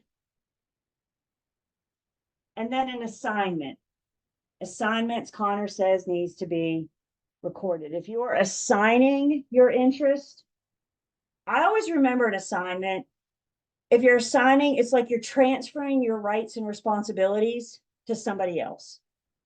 So with an assignment, all the terms stay the same. It's just the name of one party that changes. Whatever I have, I'm going to assign that to you. I'm going to transfer that to you. Again, more on assignments when we get into contract world. So Connor says there are just certain documents that we require to be recorded. Yes, liens are recorded. It's not because of Connor, though. It's because the creditors want to protect their interest. And the only way to protect their interest is to record, put it on public records. That stops the shady seller from selling it out from underneath them before they sell it and pay you back. With recording, North Carolina is referred to as a pure race state, which means the first one to get to the courthouse with their recorded document wins. First come, first serve. The first one to record wins. Pure race state.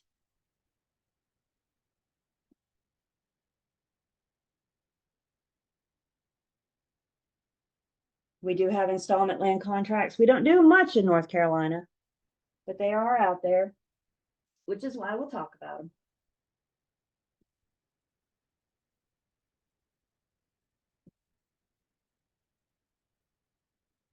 Questions on Connor. Y'all have that written down real big. Connor tends to be a problem topic. We're going to revisit Connor again several times. Connor says there are certain documents that have to be recorded. Connor equals record. Why do we record it? To protect your interest. You're letting the world know, hey, this is my deed. Looky, it's on record. I am the owner of record.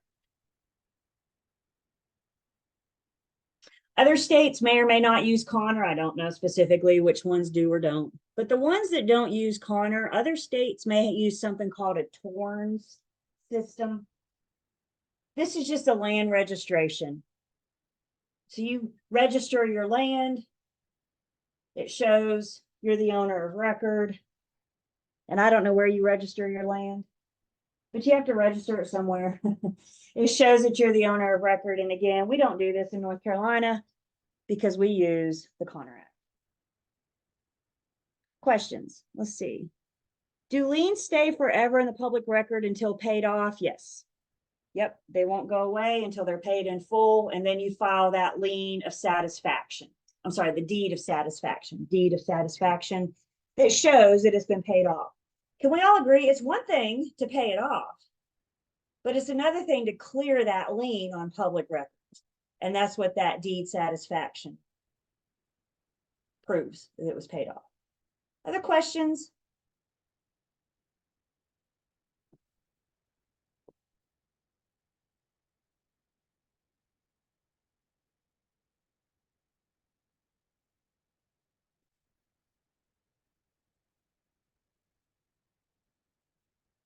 I want you guys to turn with me in your books to page 100.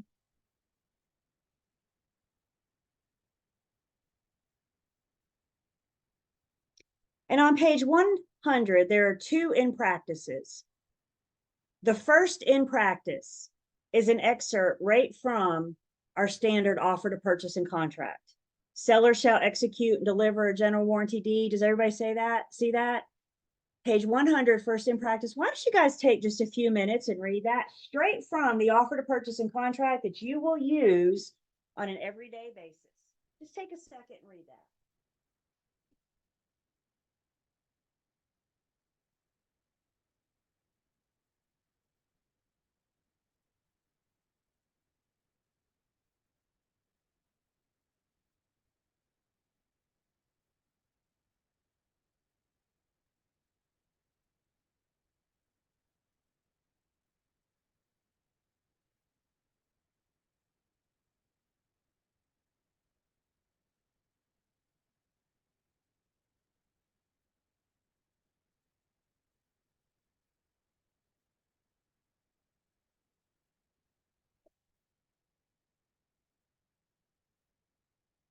How long have we been together? This is what, our fourth class, maybe? Let's just say we've known each other about 2 weeks now, give or take. Aren't there a whole bunch of words in that paragraph that 2 weeks ago you didn't know?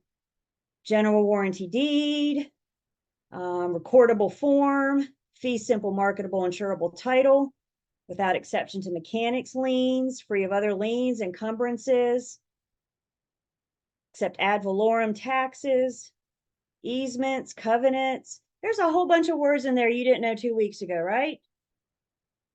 Everybody spread your arms out wide. Make T arms with me. Spread your arms out wide. Take that right arm, wrap it around, give yourself a pat on the back. See how far you guys have made it already? 2 weeks, and we're already reading the offer to purchase and contract, the sales contract that you're gonna use to legally bind the buyer and the seller. Good job, you guys. Questions?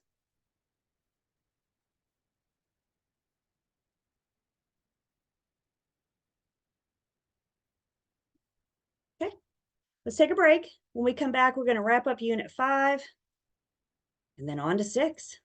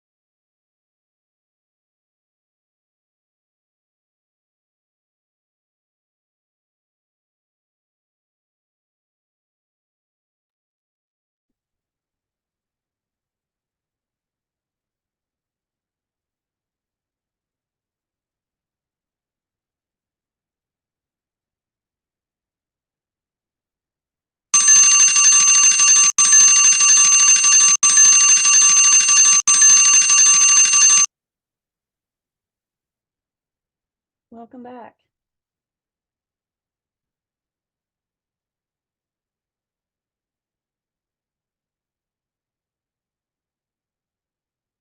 Cameras are on.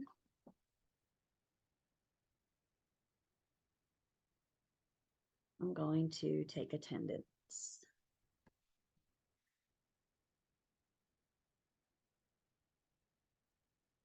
The last little piece in Unit 5 to talk about is something called excise tax. Excise tax is a state tax. It's paid to the grantor at closing. Who's the grantor?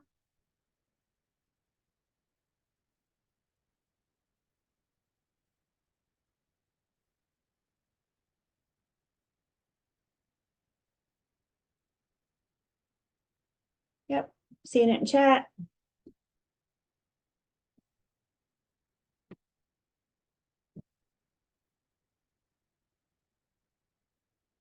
The grantor is the seller. So excise tax, I'd write that down. Excise tax is paid by the seller. Some of us old school people may refer to it as revenue stamps. Somebody else may call it a deed transfer tax. We're all saying the same thing. They tax you when you buy it. They tax you while you own it. And guess what? They can only get you one more time when you go to sell it. And that last time when you go to sell it is the excise tax.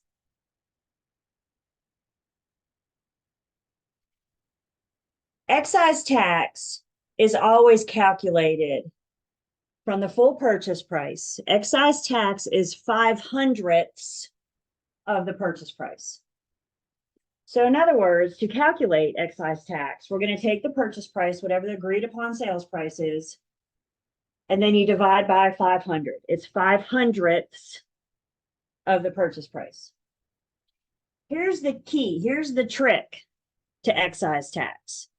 If you ever get, once you divide by 500, if you get change, you always need to round up to the nearest whole dollar. Excise tax is always a whole dollar. So if you get change, round up. So let's say, for example, the purchase price is $376,999. You take the purchase price, divide by 500,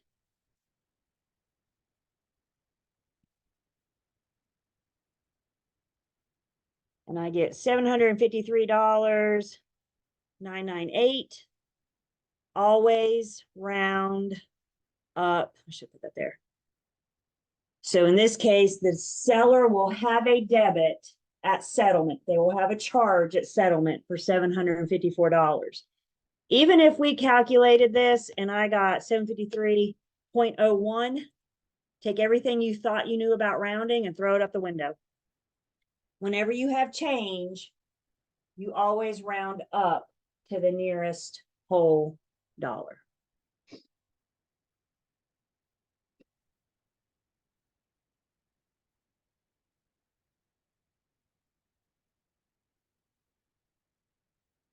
You guys got those chats set to private?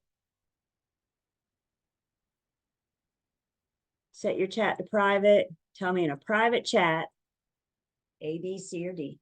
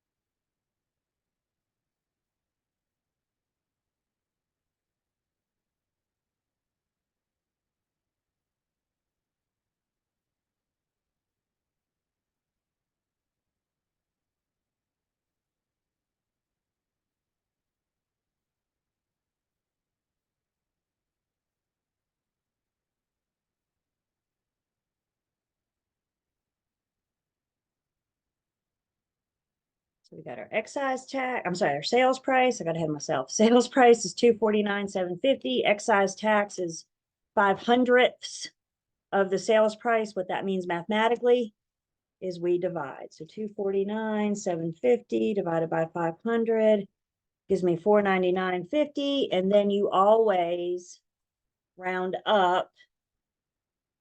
Never, ever change with excise tax. It will always be a whole number. We always round up. Questions?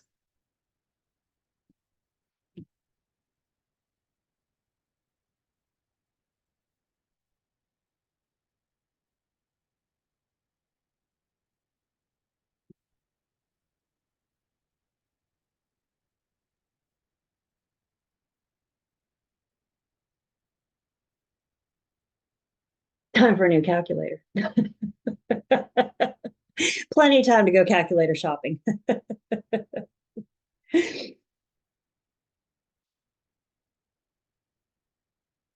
And that, we're just blowing right through it today, aren't we? That gets us through Unit 5. Unit 5 is an attorney's unit, all about title and deed and the attorney's responsibility. So knowing those key terms, you guys remember, please remember, you're coming into a new industry. New industries have a new language.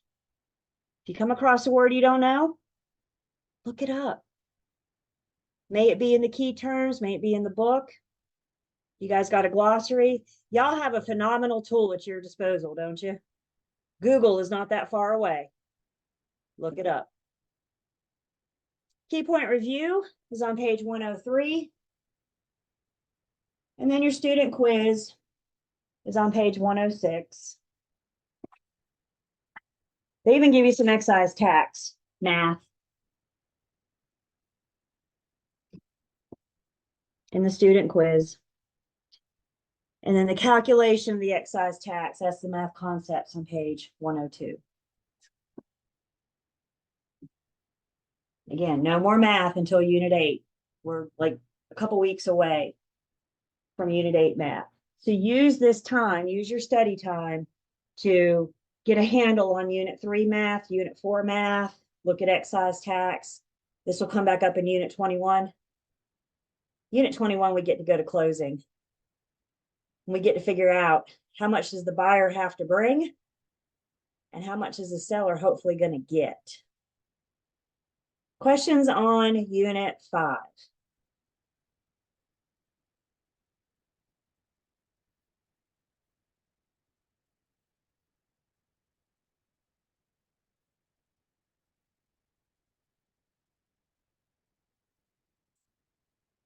Big deep breath. On we go to Unit 6. Unit 6 is about our land use control. So we're going to talk about a couple different things. Before we get into Unit 6, though, I just want to pause here for a second.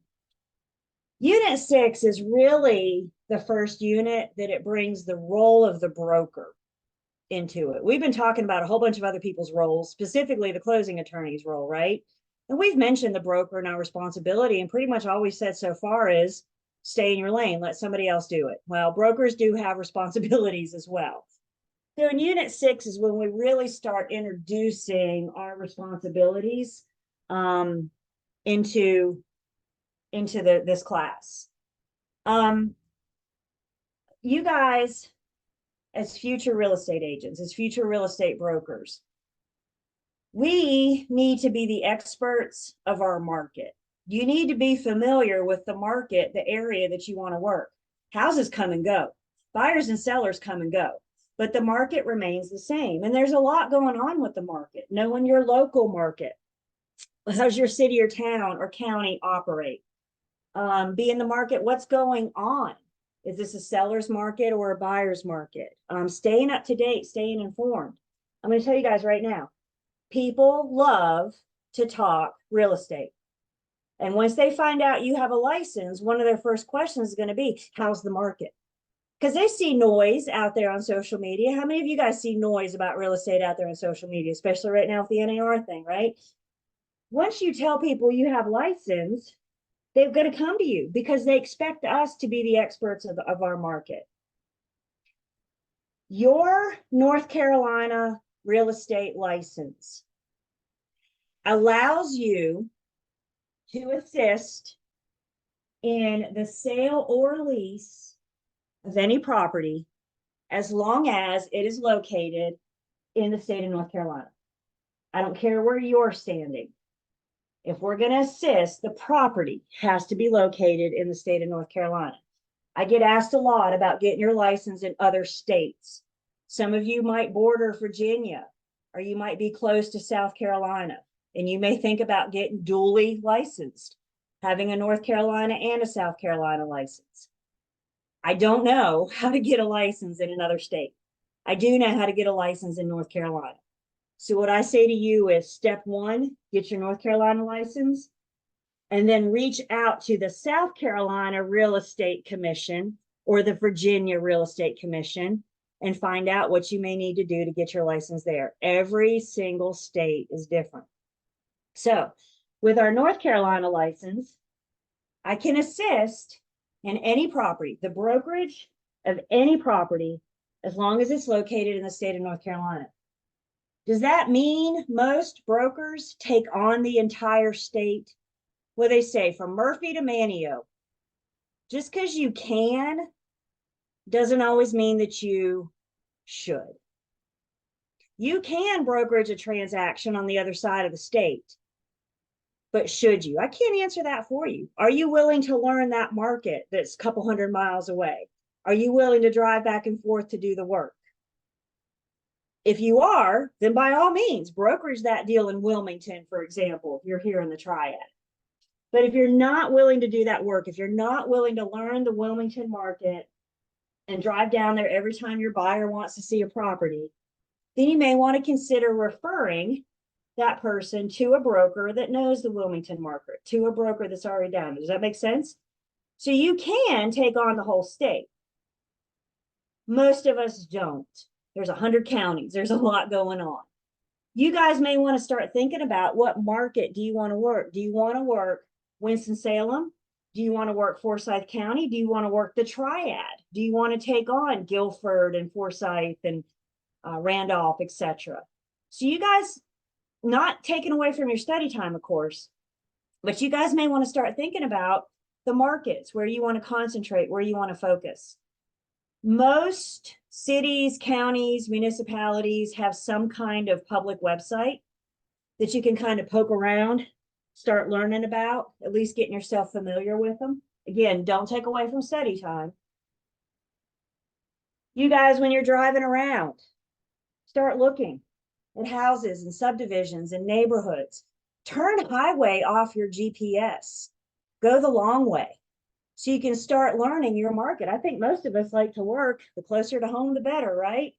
So start working your market, where you want to focus, and you start learning your market by driving around. That's the best way I know to learn an area. Anybody ever moved to a new city? You study a map all day long, right? But don't you learn it better by just hopping in your car and going? So that's what I'm encouraging you guys to do. The other thing you guys may want to start doing, does anybody go open housing on Sunday afternoon? A couple of you? Awesome. If you have an open house in your neighborhood or your area that's open on Sunday, go check it out. This allows you to get in, kind of study the property, see what's going on inside, talk to an agent. You can go open housing. It's not just for serious buyers. What I do ask you, if you go open housing, don't pretend to be a serious buyer. Don't do that to the agent. Fair enough? Be honest. I'm in pre-licensing and I'm just learning the market. I'm just learning the area. You guys may also want to download a real estate app. So like Zillow or Realtor.com or Trulia or something like that. And as you're out driving around, if you see a home for sale, if you see a for sale sign in the front yard, pull over and safely look it up on Zillow and see what it's being listed for, what it's going for. And that's going to help you start getting familiar with the market. How would you handle if the lot of land goes across the state line? If it's on both, is it on both states? It's going to come down to the property, probably the property address, what state it's in. But if some of you may live like near the border, North Carolina and South Carolina. And we know sometimes those borders run right down the middle of the street, right? So if you're showing a property in North Carolina and you guys walk outside of that house and your buyer sees the house across the street is also for sale, if that property's in South Carolina, then you can't show it to them. We can only brokerage deals. So if you live that close to a border, you may want to consider getting your South Carolina license as well. So when your buyer says, ooh, can we go see that house? You can say yes. But for right now, you guys, what's our goal? Let's stay focused. We're just focusing on our North Carolina license. Once you get that, if you want others, I encourage you to explore. But everybody promise me one thing at a time. So again, just get familiar, looking up properties for sale, go open housing. We've got inventory back, so we're seeing more and more open houses. You're not going to have any this Sunday because you won't find many. I'm not going to say any, but you won't find many this Sunday because it's a holiday. But yeah, you kind of start looking around again. If something's open, run in and check it out. So now back to Unit 6 and focusing on these land use controls will help us better understand our market, the area that we want to work. So in Unit 6, our roadmap, we're going to talk about land use controls, but we have public land use controls and we have private land use controls. So we're going to break those down, talk about both. The biggest portion of public land use controls is to talk about zoning. So we're going to talk about zoning. There are some zoning terms that we need to be familiar with. And then as mentioned, we're going to bring in what our responsibility is with these land use controls, what we have a duty to do for our buyers and sellers. So let's first talk about zoning. And let's start with a little history lesson. Zoning actually came to be in the early 1900s. It all started in New York City. Early 1900s, New York City was starting to build. New York City's on an island, right? There's only so far you can build out. So what happens when you build out so far? You have to go up. And that's what New York City has done. So there was a building built about 1915, give or take, that was 42 stories tall. And when the light of day was right, that thing cast a 7-acre shadow, 7 acres shadow over the entire city. And people that lived in that 7-acre shadow said, I'm always in the shade. I never have sun. And it was conversations like that. It was incidences like that that made cities and states and counties start dealing with zoning, start dealing with how the public can use their land, how they can build, how high they can build, setback, etc. Fast forward to today. We're going to learn in just a second that zoning is local in nature. So what I mean by that is each city, each municipality sets their own zoning. What New York does, what Wilmington does, what all these other cities do may not be what my city does with zoning.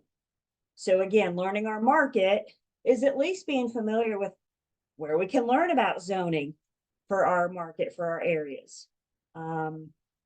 We're going to start talking about research to do on a property. And please hear me now. Rest assured, once you get your license and you affiliate with your firm, where do I find all this information? How do I know where to find it? That all comes through your firm training. We got you covered. So with zoning, that brings us into understanding public land use controls. And what makes it a public land use control is how it is enforced. Zoning is a public land use control, which means if there's a violation of zoning, it needs to be reported to the police. It needs to be reported to the local government. That's what we mean by public land use controls. It is enforced by the local government. The police powers help regulate zoning. help regulate land use control.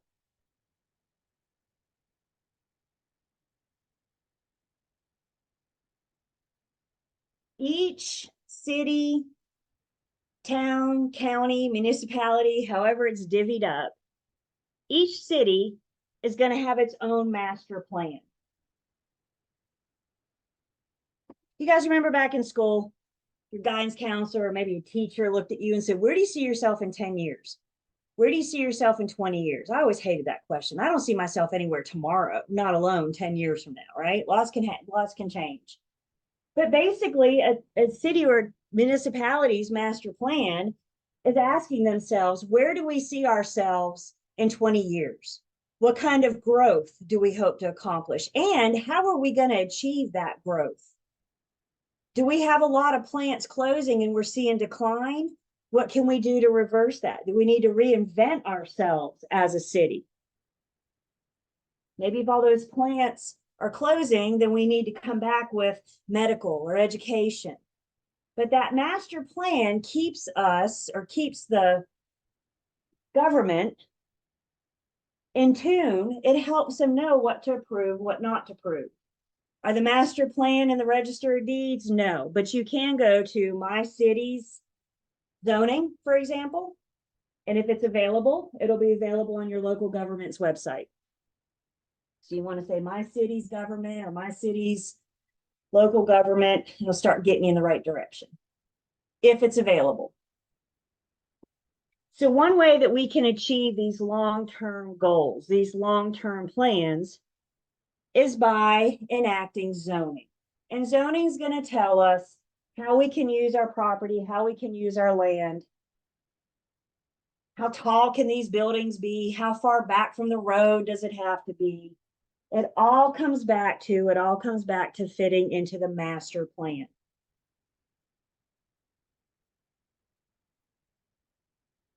So there are laws by local government. Even if you own fee simple absolute, zoning regulates how you as a homeowner can use your land. And zoning changes. We'll see that more in just a second.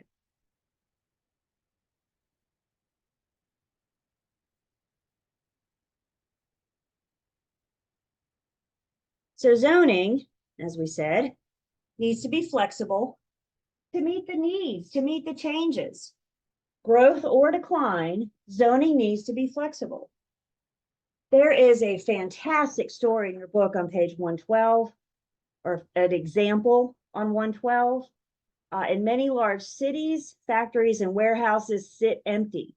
Some cities have begun changing the zoning ordinances for such properties to permit new residential commercial developments in areas once zoned strictly for heavy industrial use. Throw in some tax incentives, the change lures developments back into the cities, resulting in housing, modern, conveniently located, etc. Isn't that what's going on right now as we speak in, for example, downtown Winston-Salem or downtown High Point, right? We're taking some of these old Winston-Salem, we're taking these old RJR buildings, which is what you're looking at here. We're taking at these old RJR buildings and we're turning them in, or developers are turning them into very nice apartments or condos and getting the people back. Is anybody familiar with Winston-Salem, say, I don't know, 20 years ago, downtown Winston-Salem 20 years ago? The mayor was once quoted 20 years ago, or 15, whatever, is saying, you could fire a cannon down 4th Street after 5 o'clock and not hit a soul. Is anybody familiar with Winston-Salem today? You can barely get a car down 4th Street, right? There's so many people. And a lot of that was redoing the zoning against High Point. Again, High Point. We used to think if it wasn't furniture market, then why go to High Point, right? What's the point? Unless you're going for furniture market. But zoning has allowed that to change. And we're seeing new breath breathed into these downtown areas. So if nothing else, what I just said, please always remember, zoning is flexible. It has to meet the changes that are just inevitable. The other thing it's important you guys remember that I just said, zoning is local in nature. That's something called the Enabling Act. Good luck.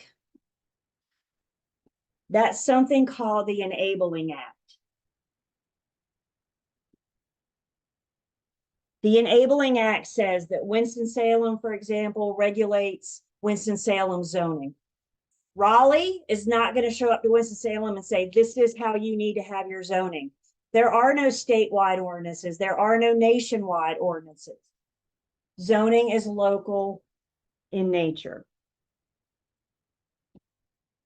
So again, back to us as brokers, being the experts of our market. Now, I'm not saying you need to memorize all the zoning for all the places that you intend to work. What I am saying is, though, you need to be able to find it. You need to know where to locate it. You need to know where to go. Specifics on that will come when you join your firm. But before you jump in your car and drive 200 miles away to show property, again, my question is, are you willing to learn that local market? If not, refer it. It's okay. I'm not going 200 miles to show you property. I don't care what the price tag is on the house. That's my decision. We set the parameters of where we want to work. Zoning comes with some different classifications, the major classifications, the general classifications. There's residential, there's commercial, there's industrial, and there's agricultural. Each classification is further subdivided into sub-classifications. So for example, commercial is usually not enough. Specifically, what commercial is allowed here? Is it retail? Is it office park? Is it medical? Residential may tell you how many families you can have living on that property. There's single family and there's multifamily. So if it's zoned for single family, how many families can live on that property? You can show me. Yeah, just one. Just one. If it's multifamily, then you could have 2 or more. So zoning tells us what we can do. And again, with residential, we may see setback restrictions. A setback restriction is how far back from the road can you build. Might have height restrictions. Commercial downtown. You might say you can't build a building higher than 10 stories, for example. It's often also not uncommon to see mixed zoning. So you may have residential and commercial. Again, downtown, you can have retail on the first floor, right? Maybe a store or a restaurant. And then the second floor up are apartments, condos. So you have mixed zoning, mixed use. What I say to you is they're all different. If you have some spare time away from study time, again, please don't spend study time on this, but you may want to go to your city's zoning. Just Google my city zoning. And you can start to learn, or at least poke around and see more about your local market.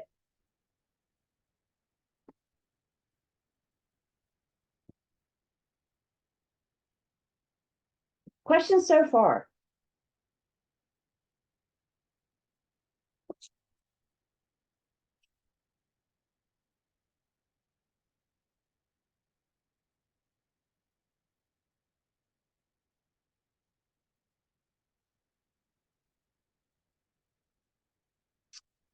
Up next, we're going to go through quite a few zoning terms. I do recommend that these zoning terms go on flashcards. Don't do it now, please, but as part of your study time, you may want to come back through the PowerPoints or go back through your book. We need a basic understanding of these terms. We're not doing too deep of a dive, but here's the deal. If you get a test question on any of these terms that we're getting ready to go over, more than likely, the test question is going to give you a scenario and then ask you which of these 4 zoning terms applies to this scenario. So we're just looking for a very basic understanding so we can apply it to a scenario. The first zoning term we come across is something called cluster zoning. Cluster zoning is what we see in cul-de-sacs. So with cluster zoning, by slightly reducing the size, you can increase the open space. You can get more properties in a cul-de-sac than you can, for example, a dead-end street. So if it's allowed, cluster zoning,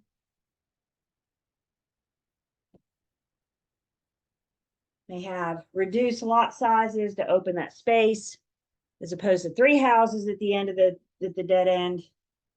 You can get 4 around the cul-de-sac, for example. Other purposes of a cul-de-sac or cluster zoning, it can help with stormwater runoff. You know, when it rains, that water has to go somewhere, right? That's a big part of the developer's job, is to make sure that water doesn't run into somebody's basement. It runs somewhere.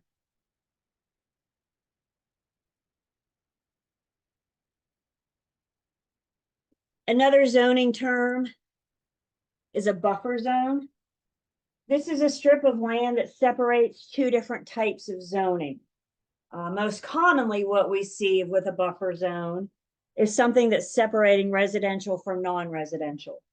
So this picture you're looking at here, we have residential up here and then some kind of industrial retail, I can't hear, but something non-residential down here.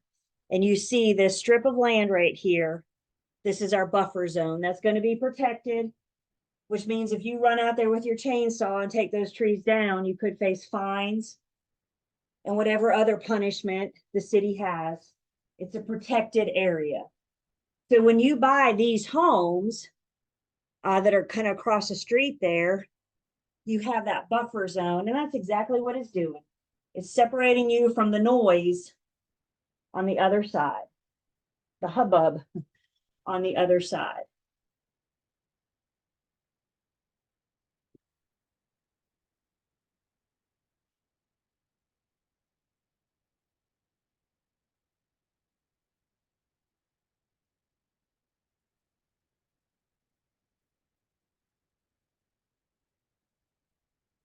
Bigger cities, as part of their zoning, may allow for ETJs. ETJs are extraterritorial jurisdictions. They're not in the city limits, but they're adjacent to it. They don't have the population for their own government, their own zoning ordinances. So instead, they piggyback off of the big city. ETJs could go up to 3 miles.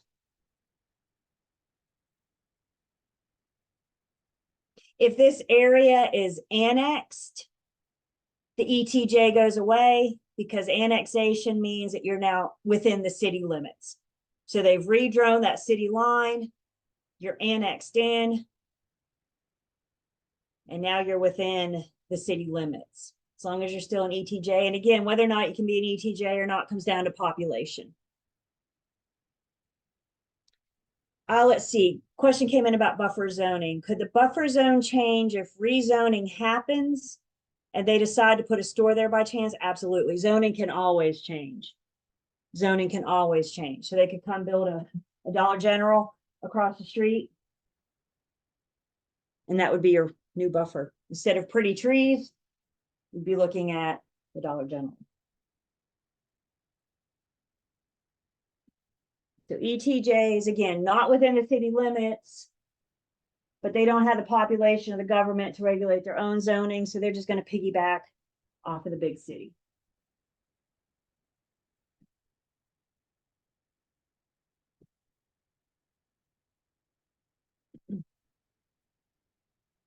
Another zoning term is non-conforming use.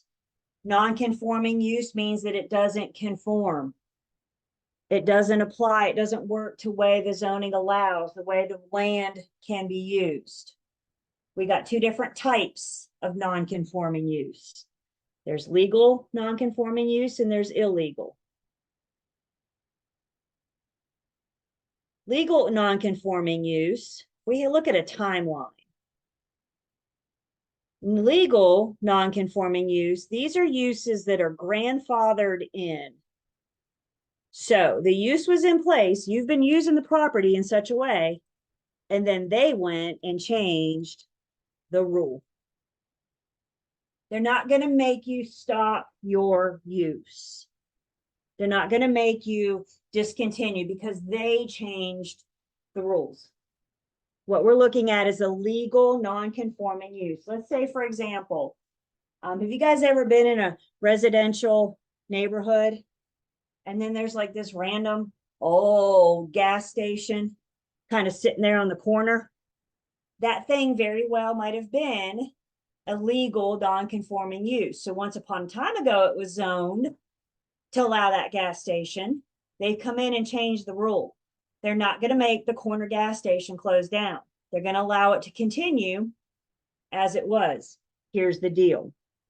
When that gas station owner goes to sell, the new owner probably won't be able to continue using it as a gas station. Why? Because it doesn't conform. If that current gas station owner applies for permits to do upgrades or renovations, those permits may be denied. Why? Because it doesn't conform. Now we're going to talk about permits later in this unit, so bear with me. So a legal non-conforming use. The rule was in place. I'm sorry, the use was in place. The use was in place. And then they went and changed the rule. An illegal non-conforming use then says the rule was in place. You knew the rule. And you used the property in a way that didn't conform. They're not going to allow this. An area or a neighborhood zoned residential only, you know it's residential. You know it is. You looked it up before you bought it. And you know darn well that said residential only. And you decided to convert your garage into a hair salon. Didn't you bring a commercial use into the residential neighborhood? You have an illegal non-conforming use. You knew the rule and you went and used the property. So if your neighbor is running an illegal hair salon or a daycare and you want to enforce it, contact your local government and they will investigate it. They may have permission to use it. You don't know. More on that in a second. But remember, with public land use controls, enforcement is through the local government. So legal means you've been grandfathered in. You can keep using the property in that manner until you sell or request permits. Illegal means you knew darn well what the rule was. So let's back up for a second. Future real estate agents. Let's say you're working with a buyer. You meet this buyer somewhere, and this buyer looks at you and says, my dream is to one day convert a garage into a hair salon. This is what I want to do. So a couple things just in that one sentence, right? This buyer needs a house with a garage. They have to have a garage on the property, convert it to hair salon, right? Is it attached? Is it detached? These are other questions we can ask. Another important question we need to make sure we're helping that buyer get the answer to is, does zoning allow for that garage? And if it doesn't, I need to advise my buyer. Guys, always remember, I'm a fact finder. I provide the information for them to make an informed decision. So I'm familiar with my local market. I know where to find zoning. I look it up and I say, commercial isn't allowed in this neighborhood. Well, I don't care. I'm going to do it anyway. Can I make anybody do anything or not do anything? I've yet to figure out how. Who can remember what we document? Everything. So when that buyer says, I don't care, I'm going to do it anyway, I need you to go home and follow that up with an email to document that conversation. Is everybody hearing me? I can't prevent anybody from doing it, but I can show, I can prove that I warned them before they buy. Does this make sense? I can take screenshots and I can send it to them and I can tell them where to go and reference and talk to your attorney. But at the end of the day, they want to buy this house to convert that garage and it goes against zoning. That's on them. I just need you guys to protect yourselves by documenting these conversations. Can I get some thumbs up, please? Thank you. Questions on non-conforming use?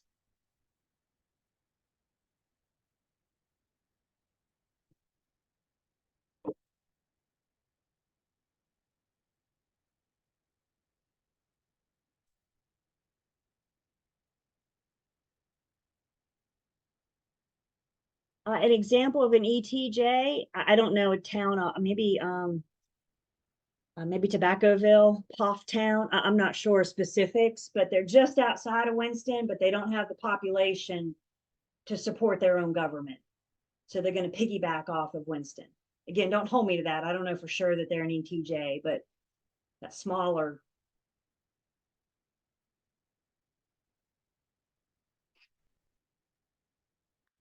Another zoning term is a zoning variance.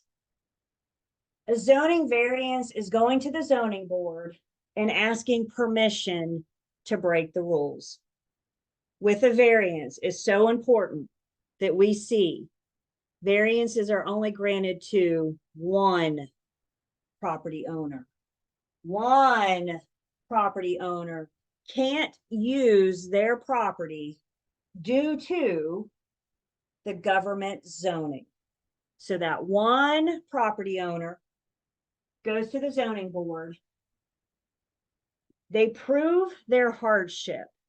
This isn't just because you wanna. This is because your zoning won't let me do anything with my land. Here's my sob story, if you will. And if granted, the zoning board may grant a variance, which gives that one property owner permission to break the rules. Key words here: unique hardship and one.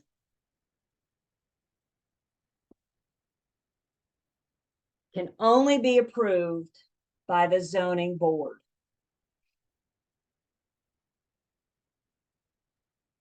So if they grant you a variance, if it passes, then you have permission to use the property in a different way from what it is zoned.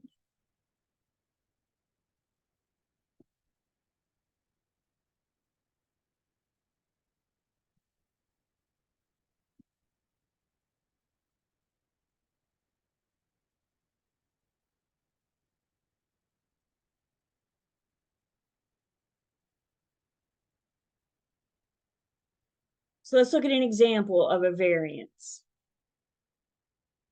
Henry is a real estate developer. He purchases a large warehouse to convert it to a 12-unit apartment building, a use that is allowed by zoning in that area. However, zoning has an on-site parking requirement of 2 parking spaces. Since the warehouse takes up much of the land, Henry can only create 12 parking spaces and thus wouldn't be in compliance with the on-site parking. Henry may, and we're stressing the word may, be entitled to a variance. I don't know if Henry will get permission because remember, all zoning boards are different.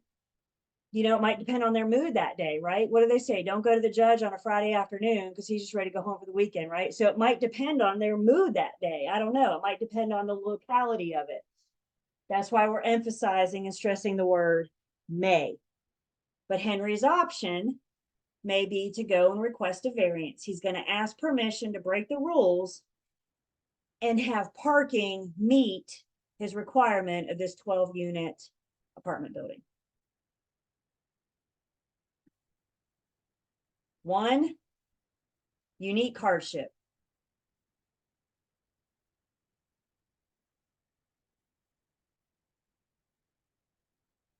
A special use permit, then, also known as a conditional use permit. These are zoning ordinances that allow a specific use. Examples of special use permits: churches, hospitals, schools, libraries. Special use permit allows a specific use.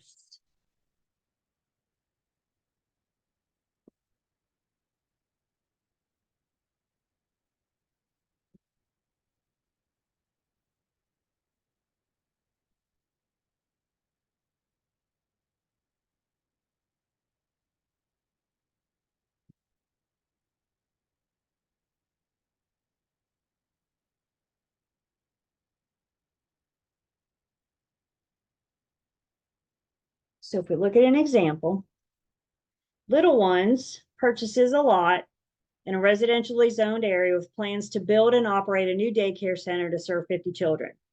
Zoning ordinance permits a daycare center, but only as a special use. Thus, Little Ones will first need to apply for that special use permit. If all special use requirements are satisfied, the permit should be approved. Again, no guarantee, depending on the zoning board, their mood that day, etc.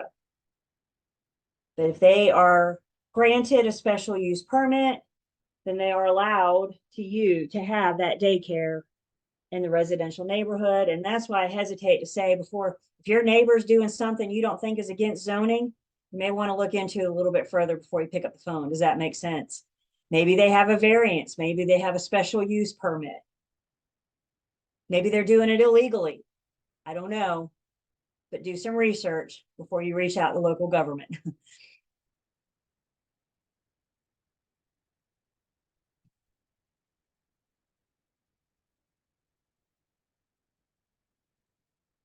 Another zoning term is a zoning amendment. Write something down for me.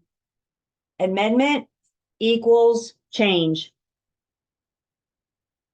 Amendment equals change. So what's a zoning amendment? It's a change in the zoning. We're going to see amendment again when we get into contract world. What's the difference between variance and special use permit? How many homeowners are requesting a variance? How many? Everybody show me. Just one? And why are they requesting it? Because they're proving a unique hardship. I can't use my land because of your zoning. Special use permit is using the property for a special way, such as schools, churches, libraries. So a zoning amendment is a request to do a change in the zoning. Zoning amendments, rezoning has to go through the local zoning board. They usually open this up for the public to come in and offer their opinion on the proposed change. As you guys are driving around, now that we're talking about it, you're going to start seeing rezoning signs. They're either white signs with red Z's or red signs with white Z's. And what they're doing is alerting the public that there's a possible zoning amendment on the table. And further, if there's a public hearing, those signs are notifying the public when that public hearing is to address the possible. It's not been voted on yet. They're trying to decide if it's worth it. My High Point people, do you have any High Point people? Keep your hand up for a second. Let me go to a different screen. Couple of you, not many of you. Okay. So High Point last year or the year before, they thought they were going to get a Publix out there on the corner of Skeet Club and Johnson Street. If you know High Point, you're familiar with that corner. And there's an old 100-year-old farm home there. And the plan was to take that farmland, tear it down, and build a Publix. Guess what? The people of Johnson Street and Skeet Club didn't care too much for that. Last I heard, that proposal has been tabled for now. Could it come back later? Sure. But what I know is they're not getting a Publix anytime soon. It's still in the rezoning process. Will it happen one day? I don't know. But it's the proposal, it's the discussion for a change in the zoning.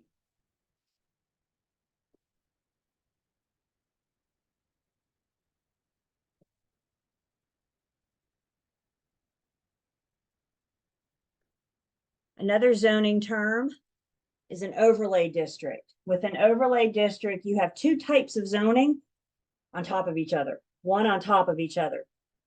I think the most common overlay district we might see is a historical district, which we're going to talk about, and a residential. If you live in a historic district, you have two types of zonings you got to follow. You got the residential zoning, and then you also have the historic zoning. When I think of overlay districts, I always think of this contraction. Y'all remember this thing? If you don't, please don't admit it because it just makes me feel old. So this was projectors before we had projectors. You guys remember this? And they take a transparency and they lay it on the screen. And then they would turn this sucker on, and a light came out of here that was brighter than the dang sun. And it would project whatever's on the screen from the transparency onto the wall. Y'all ever have a kooky teacher that took two transparencies and put one on top of each other? That's what I think of with the overlay. You got two types.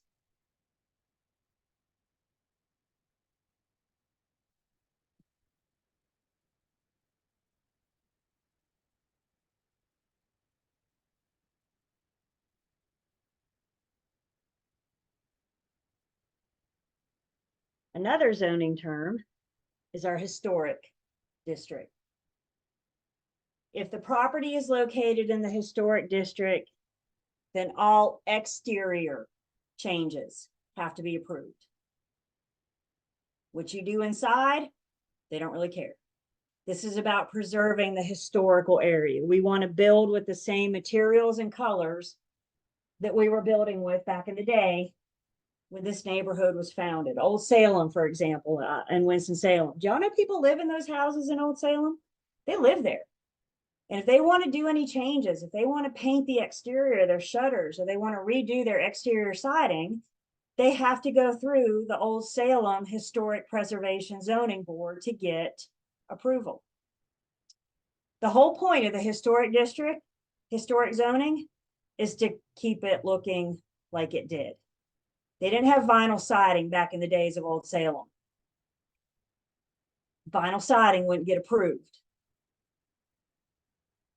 I think most areas where no matter where you are, it's a safe bet to say most areas have some kind of historic zoning. Again, keep it looking like it did.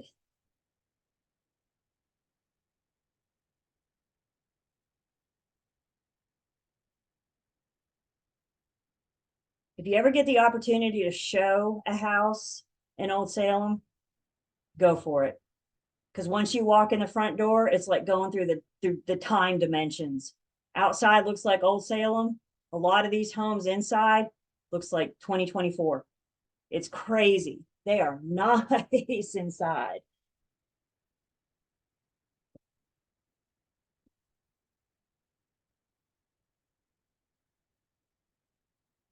Just an example. Something we might see in the historic district. No exterior portion of historic properties can be erected, altered, restored, moved, or demolished until after a certificate of appropriateness has been submitted and approved by the Historic District Commission. Again, places in a historic district have an overlay. They're going to have the residential zoning, and then on top of that, they're going to have the historic district. And that's what we mean by an overlay. Two types of zoning. Questions?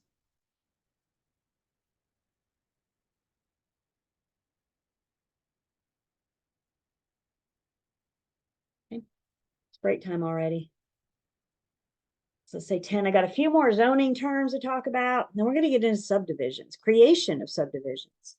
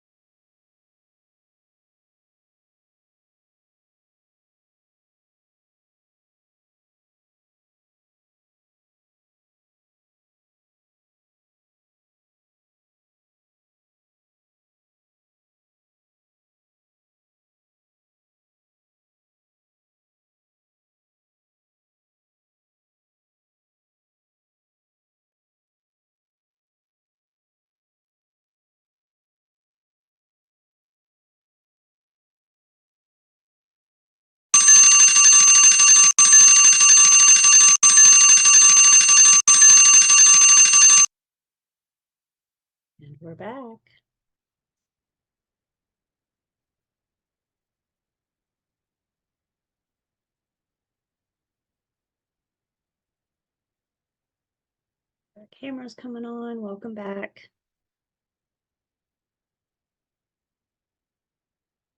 So I'm going to take attendance. I've got a few more zoning terms. So see, we talked about historic.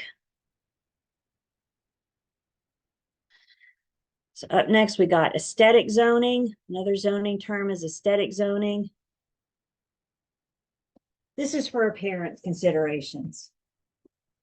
Maybe we want to keep things looking a certain way. Maybe, for example, a city may say all downtown commercial buildings must have brick as their exterior or a certain color. I think another common aesthetic zoning that we see in some areas is height restriction on signs. They may not want signs to go up too high because that takes away from our big pretty blue sky, right? So if they put a height restriction, McDonald's signs and 7-Eleven signs can only be so tall. Can you guys hear me? Thumbs ups? Okay. All right. So let's see. You may want to log out and log back in. Yes. Yes. It's not letting me. Yes. So aesthetic zoning, it's for appearance conditions. Again, we're just trying to keep pretty things looking pretty. So it might require a fence around the junkyard, for example, so we don't have to look at it. Commercial signs, height restrictions on commercial signs. Again, you may have commercial buildings. Again, it's all about appearance. Another zoning term is a spot zoning. With a spot zoning, maybe it's one property, maybe it's more, but they're being rezoned to permit a use different from the neighboring properties. So what's the difference in spot zoning versus a variance? Spot zonings are in the best interest of the public. A variance is in the best interest for that particular homeowner. It's not about the public, it's about them. Sierra, can you hear us now? Sweet. Good old fashioned log out, log back in, hey? So with the spot zoning, you know, a neighborhood park or a neighborhood playground, for example, might be an example of a spot zoning. That house or that lot at the end of the street, instead of trying to build a house on it, we're just going to throw a playground in and anybody can come play on it. That could be a spot zoning. So again, you guys, we just went through a lot of terms. Basic understanding on each. I think many of these come with examples in your book. I like the examples in your book. I like the in practice in your book. So I hope you're looking at those as you're going through the book because it kind of helps make it real. Basic understanding of these terms. Again, if you see a test question, it's going to give you a scenario and then it's going to say which zoning term applies. Questions on the terms? Hey.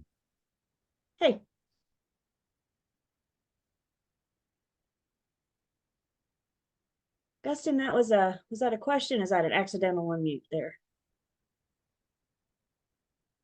Oh, sorry. No, I just want to make sure I didn't miss anything.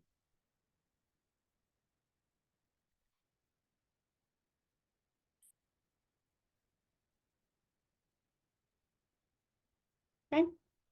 So now that we've just defined all these terms, let's talk about what all this means for us, or shall I say, soon to be you guys. What's this mean for the broker? Well, we're going to start introducing you this idea of the duty to disclose. And we start with talking about the duty to disclose zone.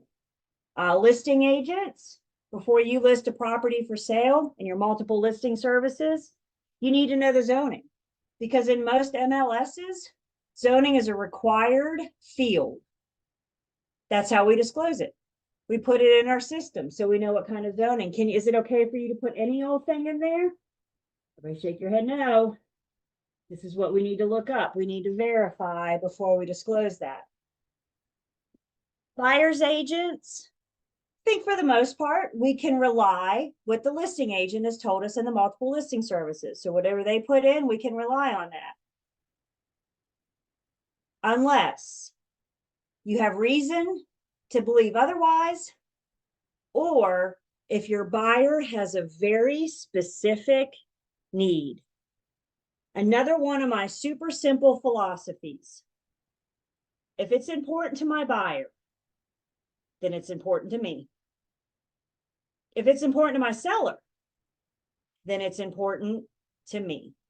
So if my buyer looks at me and says, my plans for this property that I'm buying are going to be to convert the garage into a hair salon, I now have a duty to help the buyer verify that zoning will allow that. Why? Because it's important to them. It's important enough for them to mention it to me. So now it becomes important to me. Is everybody with me? So even if the MLS says, yeah, commercials allowed, because I know of a specific importance, I'm going to verify it. I'm going to make sure that it's accurate. So duty to disclose zoning.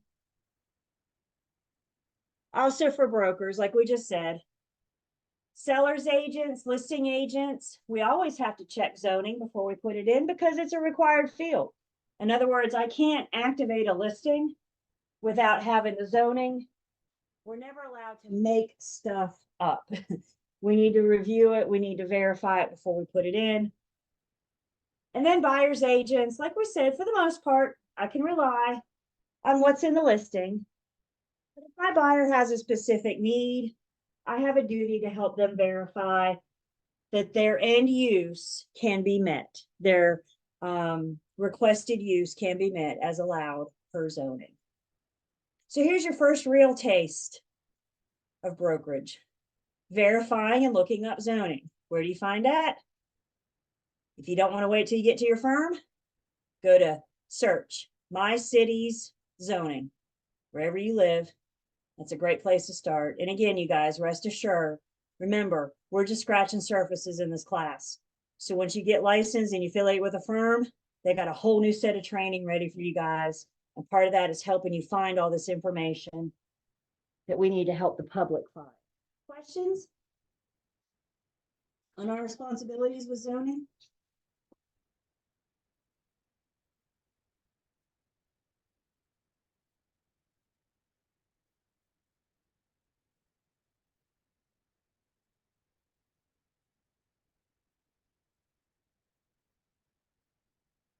Just some verbiage you may come across with your zoning. Urban is generally referring to downtown, rural's out, more farmland, out of city limits. So depending on where you're working, and we can mix, we can do urban and rural. Some of you may gravitate to rural, some of you may gravitate to farmland or horse farms, equestrians. But again, all this boils down to is no matter where you are, be the expert of your market and know where to find this information.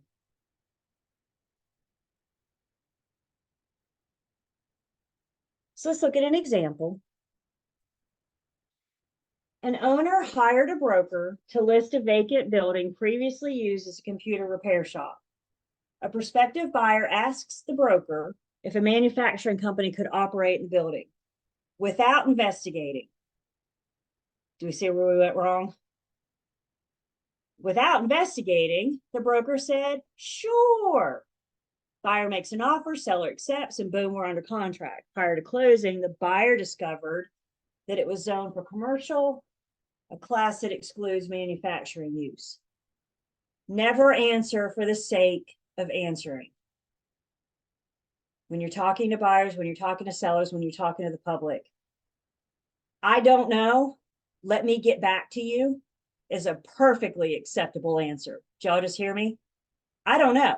Let me get back to you. That's a perfectly acceptable answer as long as you plan on getting back to them. If you never have any intentions of getting back, you say, I don't know, and just stop talking. Sometimes we talk ourselves into problems, don't we? So if you have no intentions of getting back to this person, you say, I don't know, and stop talking.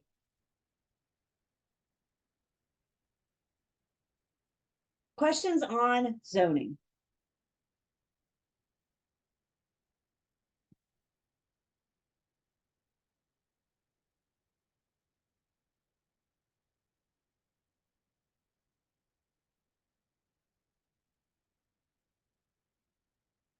Another public land use control is the creation of subdivisions.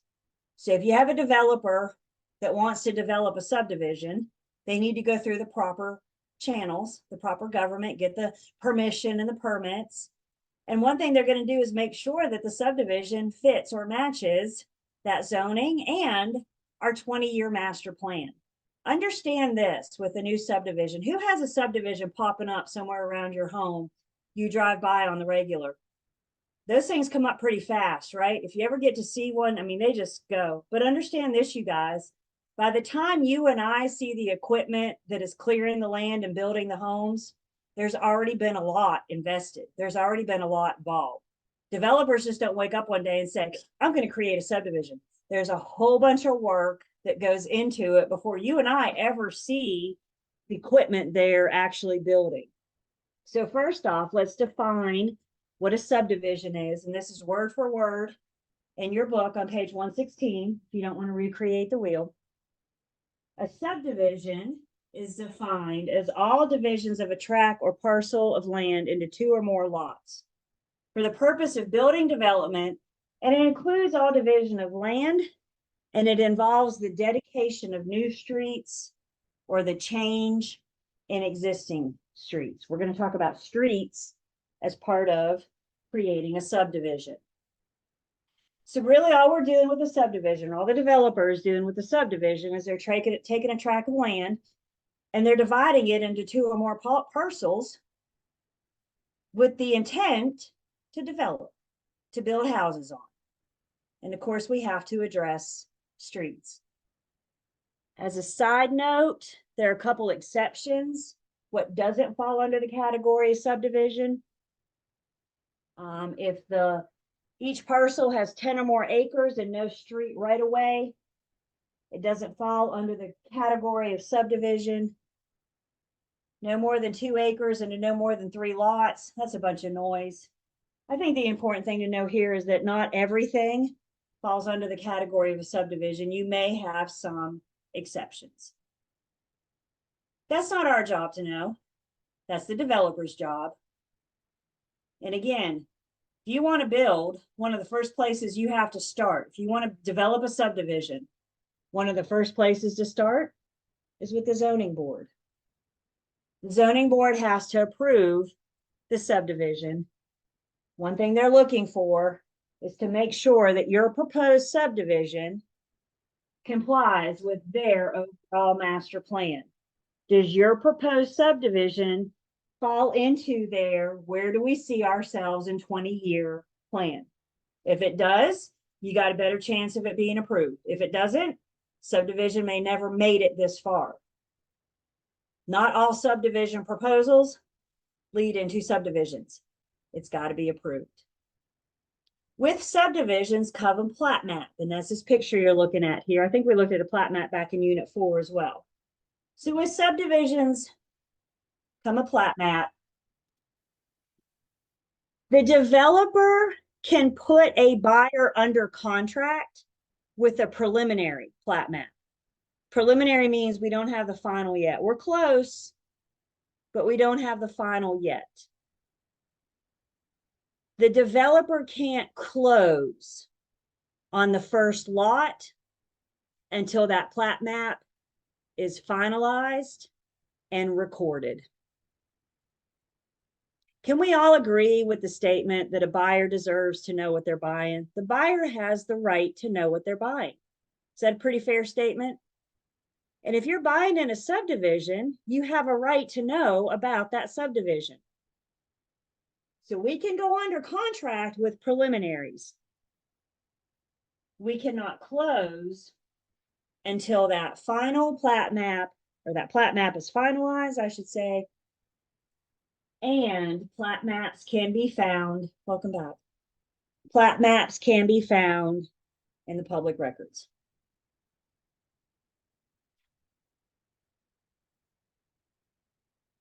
So, gee, Julie, what's the big deal? I'm a developer. I'm just going to go build a subdivision. All this nonsense about zoning boards and getting approval, whatever. I'm going to bypass that. It's really not that important, right?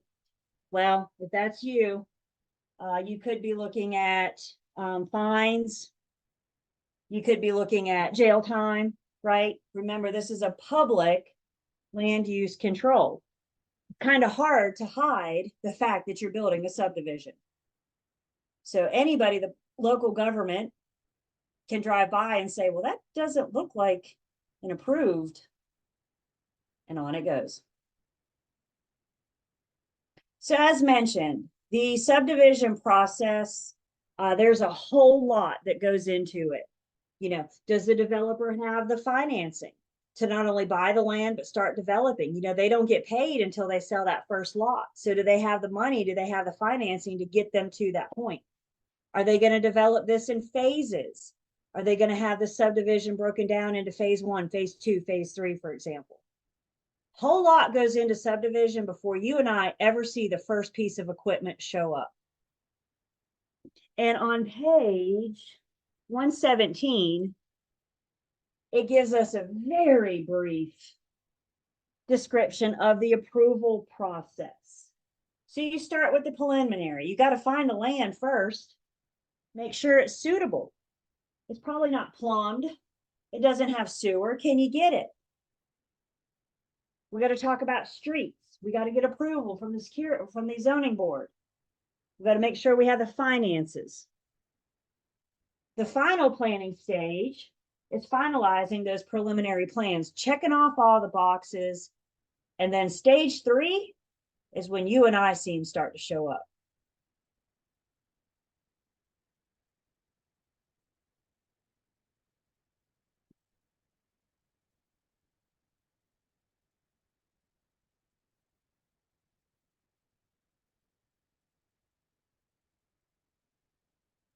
So with subdivisions comes streets. Are we creating new streets, or can we use existing streets that are there? It depends on the developer. It depends on the lot parcels that they're purchasing. But some things to consider when it comes to streets for the creation of new subdivisions. Everything street, first off, is page 118 to 120. You guys see the italicized? That's just straight up law. Now, I don't think you guys want to sit down and read that thing word for word. Have you ever sat down and read law before? It's really not a lot of fun, but I put it in here to say that's the actual law. You can argue with me all day long, but the law is in your book. You may want to look it over, just peruse it over. You're not going to be studied on specifics of the law. You're not going to be questioned, I should say, on the specifics of the law. But it might help you in understanding streets when it comes to the creation of a subdivision. So one of the things that the developer needs to decide with their streets is whether or not they're going to be private or public. Now, I'm not saying whether or not you can drive on them or not. When we talk about public or private, what we're saying is who maintains them. Streets that are dedicated for public are meant to be maintained by the Department of Transportation. NCDOT, maybe the county's DOT, city's DOT. Public streets are meant to be maintained by DOT. Private streets then are meant to be maintained by the homeowners that live on that street. So when the developer decides to develop, when they decide to create a subdivision, they have to figure out how they want their streets, public or private. And then the developer dedicates the streets to the North Carolina Department of Transportation. The developer tells NCDOT, public or private. Please hear me. Just because they're dedicated as public doesn't mean that they will be accepted by the DOT. DOT, if you want public streets, DOT is going to regulate how you build the streets. They're going to tell you what materials to use, what's the right temperature, how moist the ground is. They come with regulations. So in other words, if you want me to maintain this street, you're going to build it in the way that I want. My equipment is meant to handle it this way. I'm not going to let you go rogue and build it the way you want. If you do, then you're a good candidate for a private street. To the beginning of the creation of the subdivision, streets are dedicated as public, dedicated as public. DOT isn't going to accept responsibility until the very last home in that subdivision is built and the developer has all of their big heavy equipment out of there. If you've ever driven through a subdivision being constructed, if not, go find one, they're all over the place. If you've ever driven through a subdivision being constructed, there's a layer of pavement on. We got to put that first layer of pavement down for the equipment to come and go. We don't want it sinking down in the dirt. But you'll notice there's like a gap in the curb, maybe on the sidewalk in the curb. Maybe the manhole covers are still raised, still poking up the public access. The developer is using that first layer of street to allow their equipment to come and go. Once the last of their equipment is out, then they will come down and put the final layer of pavement. And once the developer is done developing, then DOT will decide if they want to accept responsibility or not. Nothing is guaranteed until it's accepted.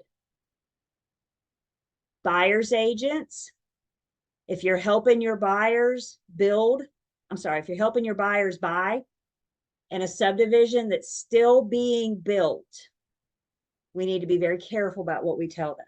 We need to say the hope is that DOT will maintain these streets, but there's absolutely no guarantee until they show up and accept them. By the way, if DOT doesn't accept responsibility, they are private, which means the homeowners will have to maintain them. Maybe they have a homeowners association that they pay into. Part of that goes to street maintenance. Maybe they do a special assessment whenever there's a pothole. It all depends on the developer and how that subdivision was created. So just because they're dedicated doesn't mean they're accepted. DOT, doesn't that make sense? DOT wants the streets that they're expected to maintain. They want them built in a certain way. It's funny the things that we remember. But my real estate team, my real estate firm, works with several different developers. And one developer in particular, we were building a new development, and it was 2018. And what I remember about 2018 is we got a lot of rain. It was a record-breaking year for rain. I think we had like 2 hurricanes come through the Triad area, and we just got a whole bunch of rain. Funny how things stand out to me. Why do I remember that? Our new construction project was delayed because the dirt was too wet per DOT standards to put down that first layer of pavement so we could get our equipment in there to start building. We couldn't do anything. And at one point, I even said, I looked at my boss because I was ready to sell houses in subdivision, right? I'm ready to go. And I looked at my boss and I said, are you seriously telling me we're waiting on dirt to dry? And she said, that's exactly what we're waiting on. What if my developer had said, oh, whatever, it's dry enough, we'll just put pavement down and get going? DOT wouldn't have accepted the roads. Everybody with me? And guys, they come in and check on the progress of their roads on the regular. That's the other thing I learned about working with this developer. They come in on the regular and check the status because at the end, they want to make sure that they meet their criteria. And yeah, kind of a smart alecky question I asked, but it had a very real answer. Yes, that is what we're waiting on, dirt to dry. You can almost bank on delays with new construction. And usually new construction delays revolve around the weather. There's just not a whole lot we can do about that except wait for the dirt to dry.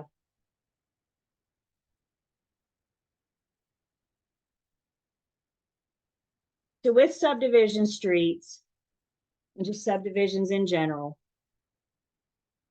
we always need to verify anytime we're helping in a subdivision, whether it's brand new or it's been around, we always need to verify if they're public or private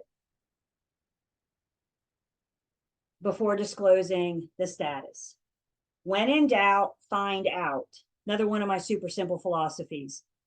When in doubt, find out. If a buyer looks at you and says, are these public or private? I don't know. Let me get back to you. Don't just make stuff up for the sake of making stuff up. So now I got you guys already. We're verifying zoning. We're verifying whether the streets are private or public. A lot of lenders care about private streets, specifically private street maintenance, because private street maintenance is a cost on the homeowner. And the lender wants to make sure that the homeowner can not only afford to pay them back, but also afford to do whatever street maintenance may come up. So private streets, lender may require more information. Again, I'm a fact finder. I'm helping everybody gather the information so they can make an informed decision. Questions on our streets?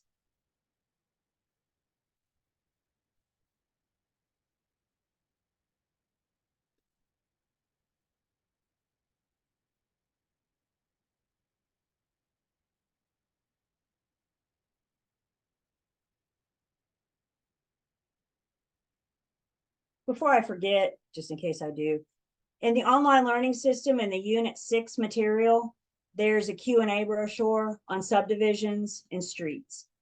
So we looked at a Q&A. We had one on condos and townhomes. So I got another one in Unit 6 on subdivisions and streets. Again, just to help you better understand this. Let's see, a commercial property. That might have thrown a wrench into it. Commercial is different than residential, but commercial property being leased through a realtor who has the responsibility if the city will not grant an occupational for the new business after the lease has been signed. Commercial property being leased through a realtor. Who has the responsibility if the city will not grant an ownership for the new business after the lease has been signed? The property manager, if that's a property management situation, and the owner. Because bottom line, if there's an issue, the local government, the local authority, they're not calling the tenant, they're not calling the property manager, they're calling the owner of record. So I think at the end of the day, that would fall on the owner of record. The property manager in that case should be well informed as well. But bottom line, it's who they're going to call if there's a problem. And they're calling the owner.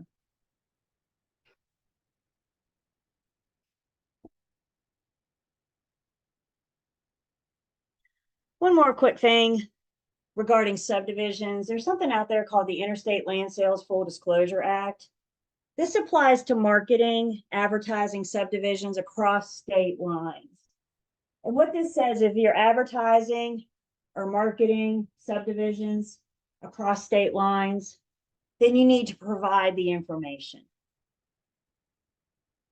This rule, okay, so it'd be the owner. Yeah, the realtor is the property manager, absolutely. This rule came before the internet. Who can remember life before the internet? Who's with me? Remember life before the internet? I know some of you are shaking your head, no, I hear you. But for the rest of us, who can remember life before the internet? Times were different before we got that fancy new thing called the internet, right? Today, can we agree all internet advertising is across state lines, right? Because you put in the internet, you're advertising to the world, right? Okay, so let's go pre-internet days. If you wanted to advertise across state lines and you had to physically advertise, you had to mail it or go yourself or get a billboard or something. And there were stories, y'all, this is so sad. A lot of rules and acts we have today is because there's shady people in this world and they, situations create these things. So pre-internet, you'd have these new subdivisions popping up, or maybe not. And you would get these shady salesmen that would go to like Michigan in the dead of winter. How cold does it get in Michigan in winter?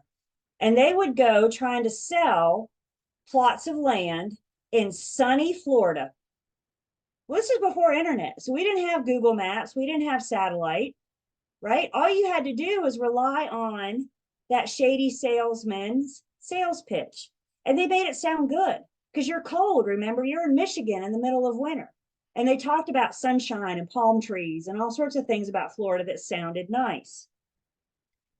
Spring thaw, That family in Michigan would pack up their car. Come on, kids, let's go to Florida and look at our new land. And they would get down there, and guess what?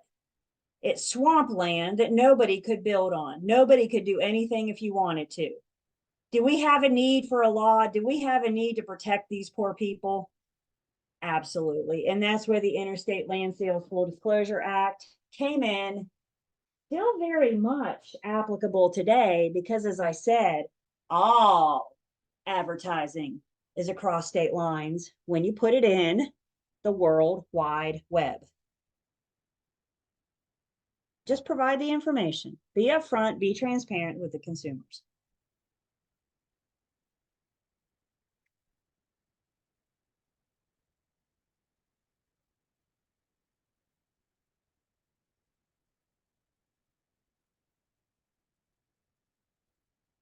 Taking a little break from public land use controls, let's talk about some government regulations. Obviously still land use, but this is government regulations now.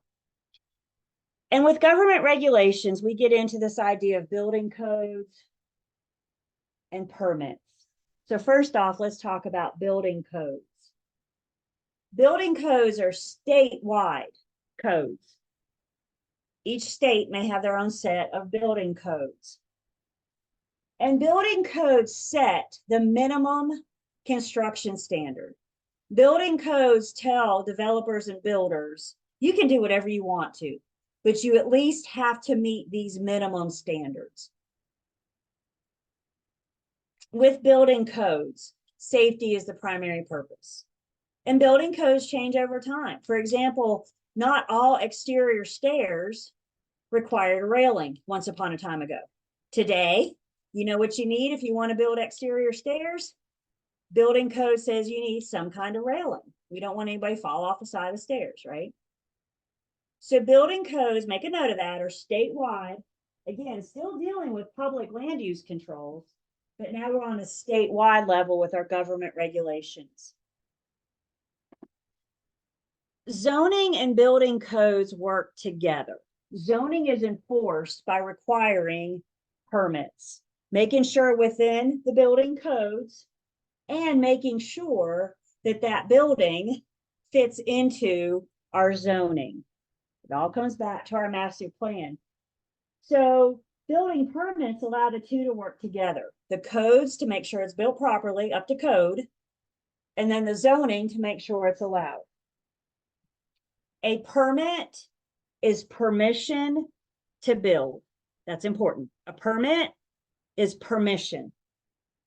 If you're requesting a permit from the local zoning board, you're requesting it before you begin the work. You're asking permission to build or do this major renovation or major construction. A CO closes out a permit. A CO says this has been built according to our satisfactions. This has been built according to the building codes. Let's say, we've been talking big picture like you're building a house, but let's scale back a bit. What if you're building a room onto the back of your house? You're probably dealing with a structural engineer, a sheetrock guy, an electrician, maybe a plumber, right? We got several different subs out there assisting with this project. Phases throughout the construction need to be inspected to verify that the end product is within code. So you may have to wait, again, delays with new construction. Let's say you're building a house or a room on the back of your house, and today's project was to put in all the electrical. You can't go on, don't put up sheetrock until they come in and inspect that electrical was put up right. Everybody with me? Each phase, each stage of the construction needs to be inspected, because guys, once you put that sheetrock up, there's no way to know that electrical, I could have faulty electrical behind this wall. I don't smell anything. I don't have a reason to believe that, but I have the sheetrock up, I can't see it. So permits, and they might, depending on the size of the project, permits might be issued. You might have a permit per phase, and each phase needs to be closed out with a CO. I've always heard Permits are required anytime you're messing with structural, electrical, or plumbing. What are three really big parts of the house? Structural, electrical, and plumbing. Now, this is about the time I have the class. I get a bunch of questions. Do I need a permit to do this? Do I need a permit to do that? I'm going to tell you right now, I don't know. But what I do know is there's a North Carolina general statute, and here it is in front of you. You don't need to know this. But if you're curious about whether or not you need to pull permits for an upcoming job, put this thing in Google, and it'll be a great place to start.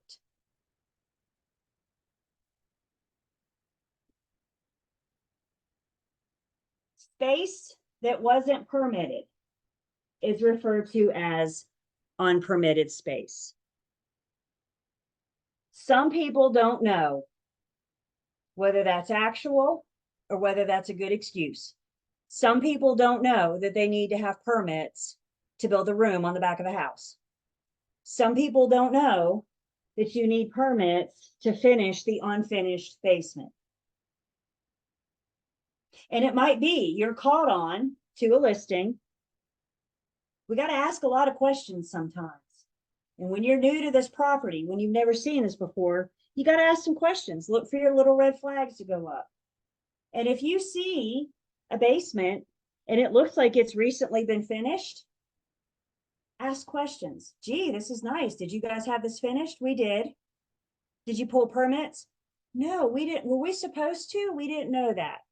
Nothing wrong about it. Just understand what I'm dealing with is unpermitted space. I can advertise on unpermitted space. I can include unpermitted space in my total living area, but I have to disclose that it's unpermitted.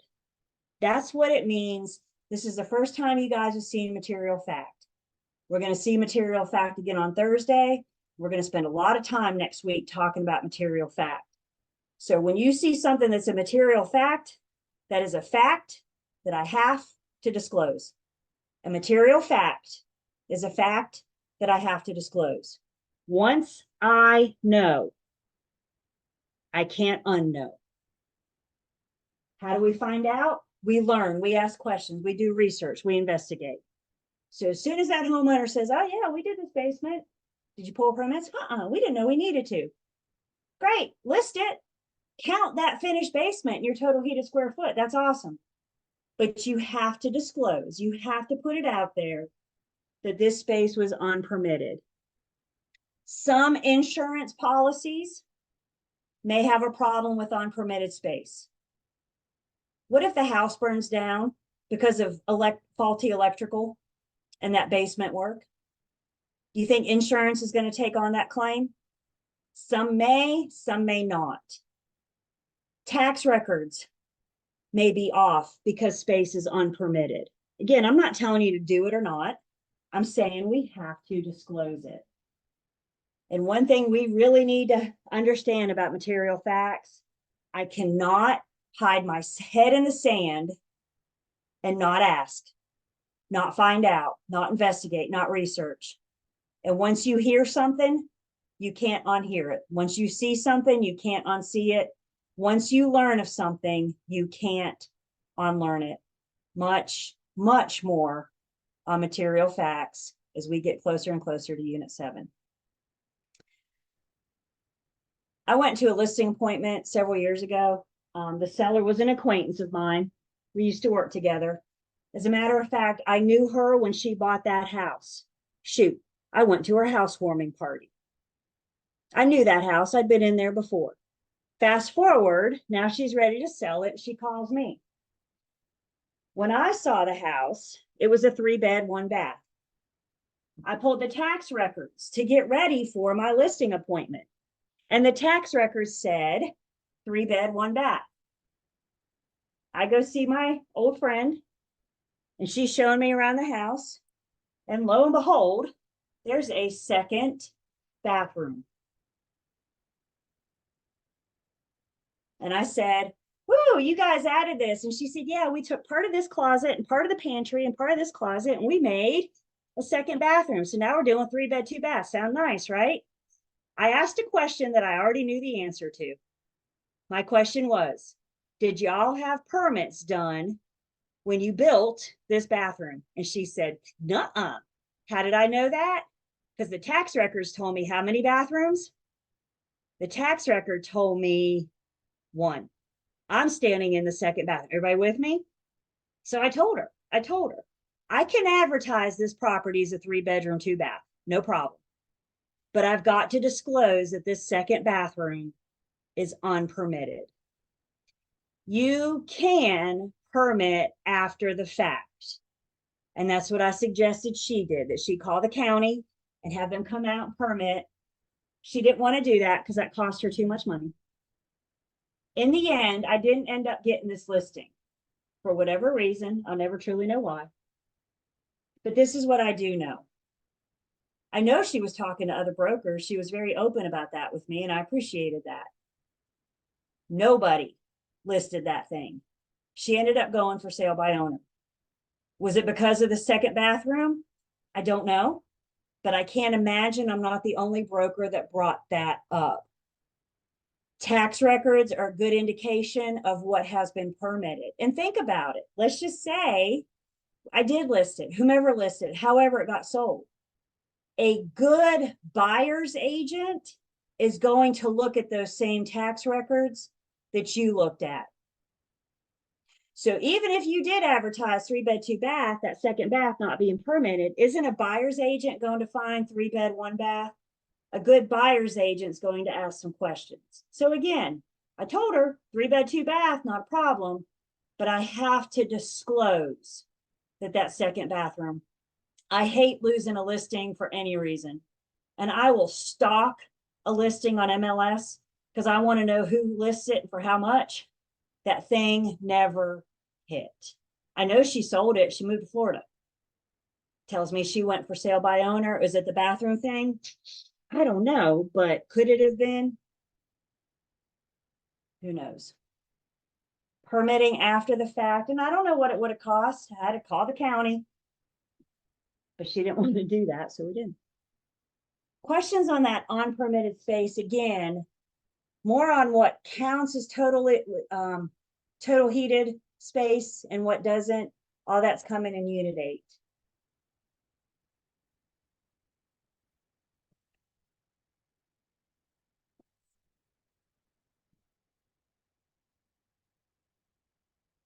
Thank you.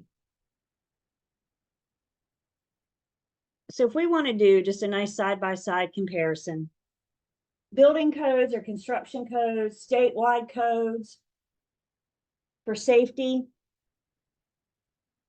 Zoning is regulations from local laws. Zoning regulates how we use the land. Building codes tell us how we can build on it.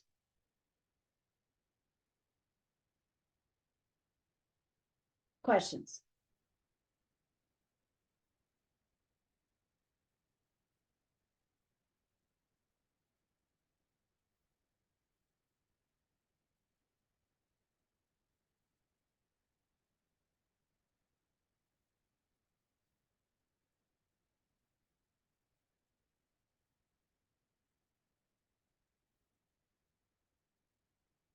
All right, let's switch gears. Kind of a crappy topic. Talk about on-site septic systems. It's got to go somewhere, you guys. If the property can't hook up to public sewer, maybe they're out, maybe they're too far out, maybe it's too expensive, who knows? But if the property can't hook up to public sewer, then we're dealing with an on-site septic tank. An on-site septic tank is going to be buried somewhere in the yard. On-site septic tanks require a septic permit. The permit comes from the county.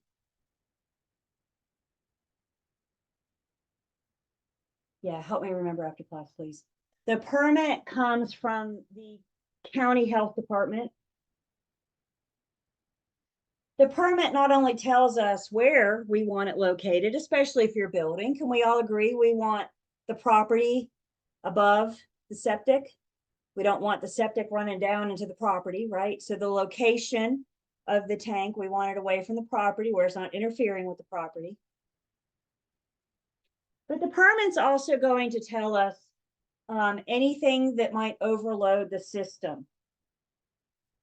Examples of things that might overload the tank might be dishwashers.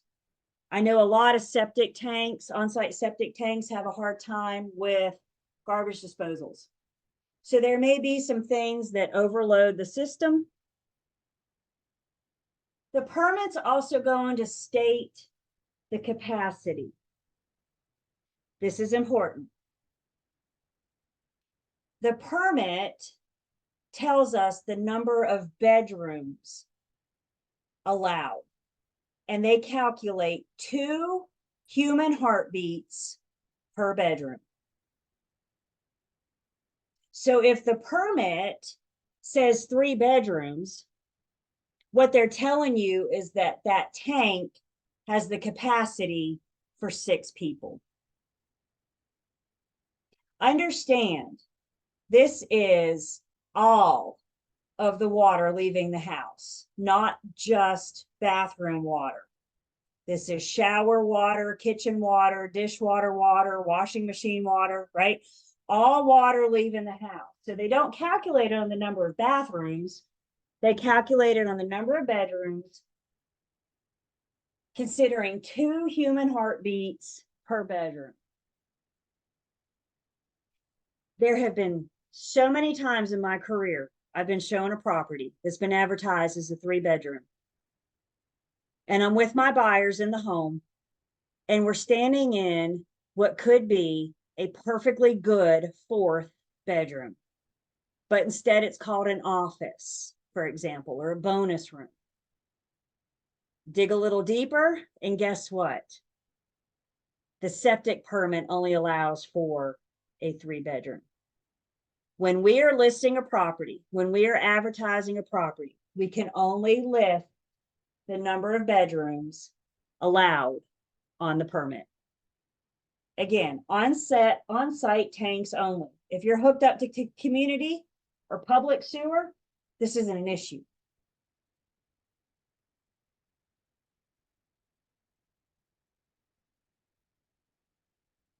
So 2 human heartbeats per bedroom. Again, it's all water leaving the house. And that's what the tank, if you have 8 people living there, you're gonna have to drain the tank more often. You could risk overloading the tank. These things are not cheap, by the way. So when it comes to these on-site septic tanks, what's our responsibility? Listing agents, you must verify the number of bedrooms. There has been disciplinary action on numerous of agents that listed a number of bedrooms that differ from the permit. So you're at that listing appointment, ask the seller, ask questions.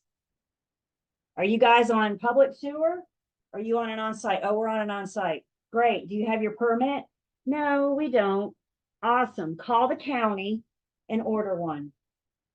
I can't list your home until I get my hands on that permit. So I know how many bedrooms to properly advertise. If it's unimproved land, we haven't built on it yet. If you're helping your buyer buy raw land and they want to build on it, we want to encourage them to have a soil suitability test, also known as a PERC test, to make sure the land will support an on-site septic system. Misrepresenting the number of bedrooms with an on-site septic system could lead to disciplinary action. We're going to talk about, we got a lot of things to talk about in Unit 7. Material facts, disciplinary action, misrepresentations, just easing you in.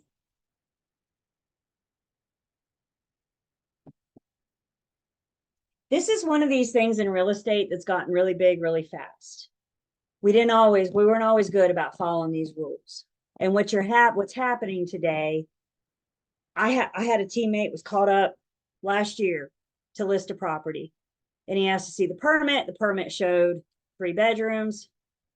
the house could have had a fourth bedroom. And he told these homeowners, because the permit says 3-bedroom, I have to advertise a 3-bedroom. And the homeowner said, we bought a 4-bedroom home. We didn't buy a 3-bedroom home. We want you to advertise it as a 4-bedroom home. They were misinformed when they bought. Were they upset? You better believe it. You better believe it. They bought a 4 and now we're telling them they can only buy a 3. We can only do what the number on the permit tells us. If they don't have the permit, let's call the county health department, get them out here to issue one. One last thing real quick. Something out there called straight piping. This is just bad.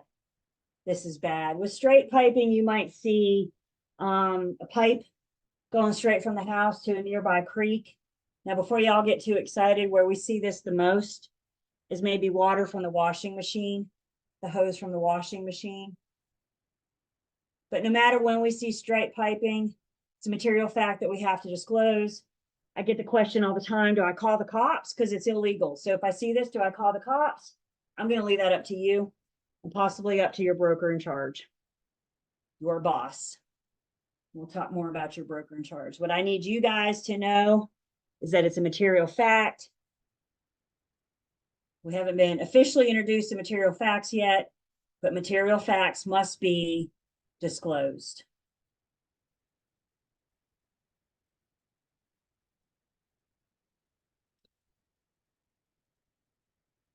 So that gets us through, let's see, so Thursday, we're going to finish Unit 6. I got a few more things to say about some government regulations.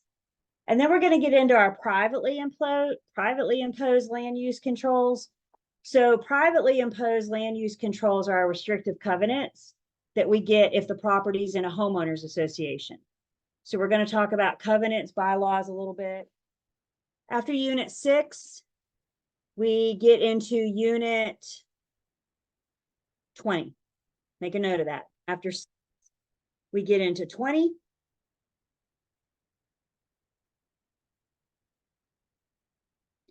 After 20, we are probably going to get started on Unit 7. I need you guys to write something down for me. My last minute.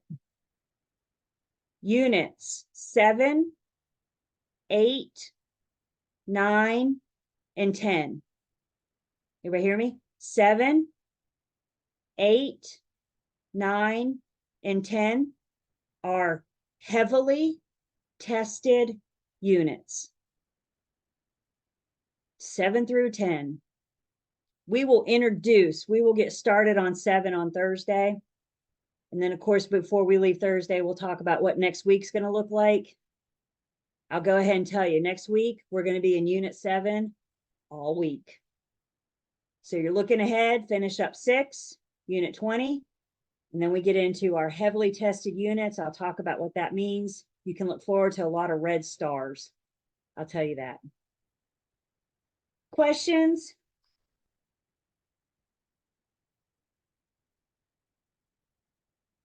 I'm seeing those things in the chat. I'm just now getting to them. It's 1 o'clock though, you guys. We're done. So you guys have a great afternoon. Have a good day tomorrow. And we will see you Thursday morning.